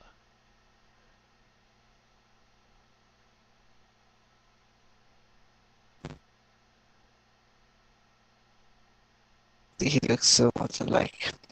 It does he look like that is definitely they could be twins, couldn't they?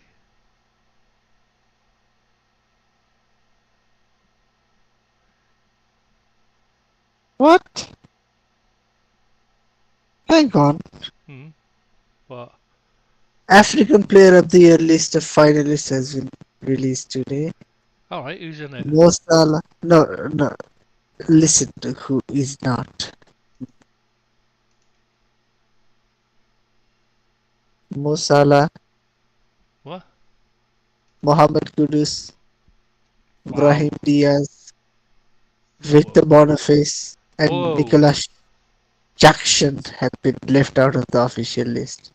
Boniface and Salah. Surely you've got to be in the list. Now, even forget about Salah. Boniface, Oh, come on. he's got to be. Yeah, 100%. In fact, I would have said Invincible. surely he wins it all day long. Invincible season. That too is Leverkusen. That's astonishing. He'd be my, if I was picking it, okay, maybe I don't know enough about African football, but he'd be my first choice. He'd be the one I'd be Salah going to, wasn't even too though I bad. love Salah and he's had a good Salah season. wasn't too bad. Salah wasn't too bad Yeah, to not even be the top 10 player from Africa last season. yeah, he Because should the be in guys there. that been making are Did you say Amin Guiri. Kudos didn't get in? No, he didn't. How the fuck does he miss out? He was excellent for West Ham last season. I guess he was the only player who turned up for them in the last game, and right against Spurs, right Guiri, up until he. Guiri is Ghanaian, right? Oh, Yeah, I think so. I was gonna say maybe the national team flop, but okay, let's just go from here. Amin Guiri. Is there Edmund Tapsoba? Is there? Hmm. I think he plays for Cape Verde, so Doesn't he play for? Oh no, doesn't he play for I, Botswana or someone? I should. It's definitely a smaller nation anyway. No. Burkina Faso. Burkina Faso, that's it. I knew they'd said it and it was someone, a small nation. Because they actually mentioned it in the game and I watched them play at the weekend. So, quite disappointed that I didn't remember it. I knew it was a Uh, minor nation and I'm thinking, God, I didn't know that. Simon Adingra, or however you pronounce his name. The Yeah, the player for Brighton Brighton, winger. yeah, Brighton, who Yeah, doesn't even start for them anymore. no, I wouldn't have him in there. He wouldn't be in. No, I mean, he's. Mitoma and Mintage, they are the regular starters, no? And Yeah, then and. Chancellor Memba. Hmm. So Okay, basically, Seru Girassi. I mean, With surely. Girassi, I can understand he was flying in the Bundesliga last season. I think. Ashraf Hakimi. Who the hell is Sofian Rahimi? Don't know who's he play for. I don't know. I genuinely don't know who he is. I don't recognise his name. Morocco. He plays in Morocco. He's a He's Moroccan. probably had a good international tournament then, hasn't he? Yeah, but even then, there are. I just if you if you're saying who the hell is that guy, then Yeah. Adam Mola Lukman, okay, I can understand him. Oh yeah, he had a good. But that was a season ago, though, wasn't it? Was No, no, it it was last last season? season. It was last season for Atalanta. And then William Yeah. Troost-Ekong. Yes. I don't think he's a brilliant player. And then obviously it had to be Ronwen Williams, the South African goalkeeper. I think he should win it because he is better than the best goalkeeper in the world. What? How the hell did he get into the shortlist for a Yashin Award but not Allison? I, there's something weird going on with that goalkeeper. What are we missing on him? I've not seen him play. Maybe he's something I special. don't know who he He plays must for. be I fucking. know he is a South African, but He must be fucking special to be above Allison in a list. I mean, no, Allison's the not best just I've ever Allison, seen. about no, not just Allison, about so many of other goalkeepers in the world. I still don't understand how Allison's not even in the running for this. Especially last season. I think he was astonishing at times.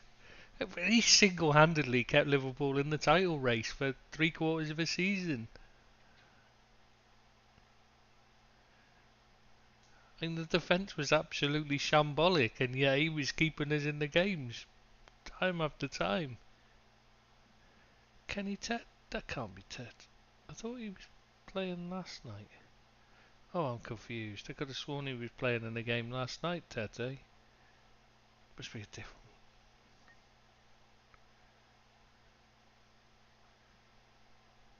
See, that's the problem with not having the sound on. Is sometimes you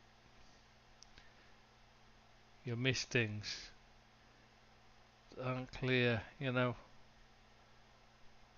But the commentary is so bad that it's annoying.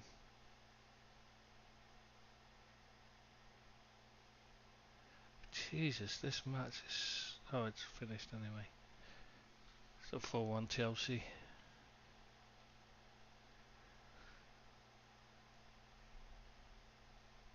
I think we should call it, mate, because we've been going on for hours and we haven't actually said anything, have we? I don't even know what we've been talking about. We've completely moved away from any... well, we haven't moved away from football, but we haven't exactly talked about anything anybody's going to be interested in, are we? I don't think anybody else is going to be busy googling Zach Fox to see if he looks like Renato Vega or not, are they? Just you. No, people should rather Google Ronwen Williams. Yeah, just figure out who the fuck he is. Cause Maybe someone could do a what's this player profile on him. yeah, maybe I should look him up. Yeah, and do that. It's difficult to do. I don't know where you'd watch South African football now. I don't have Wisecout. Got too expensive. But even then, if you add him to the list, he would have long retired when he he'd have get retired by the time I get around to it. It's so difficult because I can't get to watch the players as much anymore. It was fun when I had Wisecout because you just watch, but they kind of chopped it. Maybe you should get a subscription to no subscription. You should get an account on TikTok and then watch the live broadcast of players. Just the player cam. Follow them. Follow Messi because to do a player profile of Messi because it's not like I've seen him play before. Yeah, because that's all they're showing, isn't it? It's Messi's the only one. It's going to be the first ever. Fucking hell, what's the world come to when they're doing live broadcast of football on TikTok? Fucking hell. I don't even have TikTok. I have an account, but I don't know. I don't actually have the app. I deleted it a long time ago because it's horrible. And all it ever showed me was people popping zits whenever I went and had a look at it. I just had lots. I was like, oh, they make me want to vomit, but I can't look away. But they're the most vile things ever. And I'm just sat there going, what, you know. And, so I just decided I'll just delete it.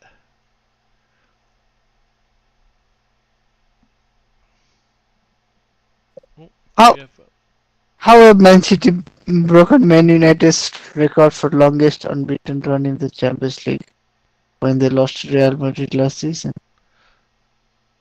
I have no idea. I don't understand it either. Doesn't make a lot of sense, does it?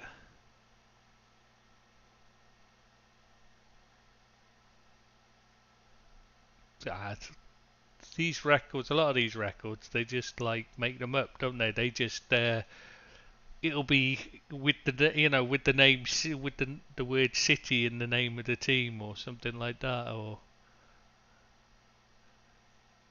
against opponents from Albania or something it'll be, or things like that. They just make so many restrictions on them that it makes. Do they drive on the left-hand side of the road in Thailand? We do so here as well. Yeah, well, you drive on the proper side. I'd expect that of India and Nepal and that, because you're ruled by the UK. But Thailand was French. No, we were not. Well, you no, never but I mean, could. But you were allied with the UK.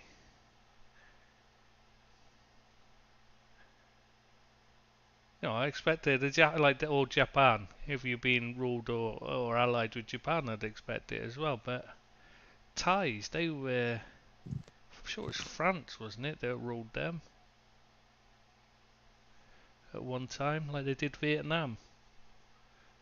I'm very surprised. That's good to see, driving on the correct side. Unlike here, where I'm still not 100% sure which side of the road they drive on, because it doesn't seem to matter. They just drive wherever they fucking well like. I don't know. I don't know what a traffic offence would be here. I don't even know if it would be possible for it to be arrested for a traffic offence here. But other than road rage, where people get shot, I see some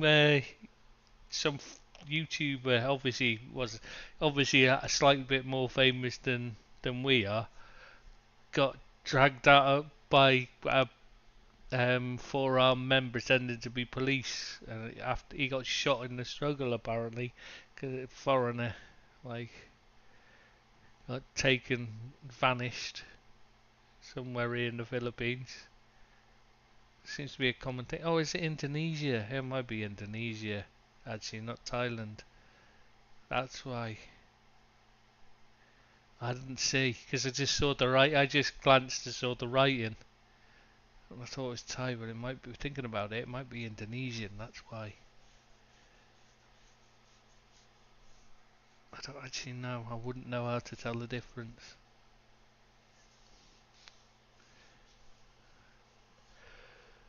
I just assumed it would be Thai, because there's mostly adverts on here in Thai. Oh. I don't know why, but they are. Anyway, I think we should call it here, because we've like moved completely away from football, and we're just long ago we were just chatting. It's difficult to concentrate without Billy, isn't it, to keep us in line? The old man, to keep those youngsters in line and keep it from degenerating like it has done. So I think we should say thank you for listening, and we'll see you next Thursday, hopefully. See you next time.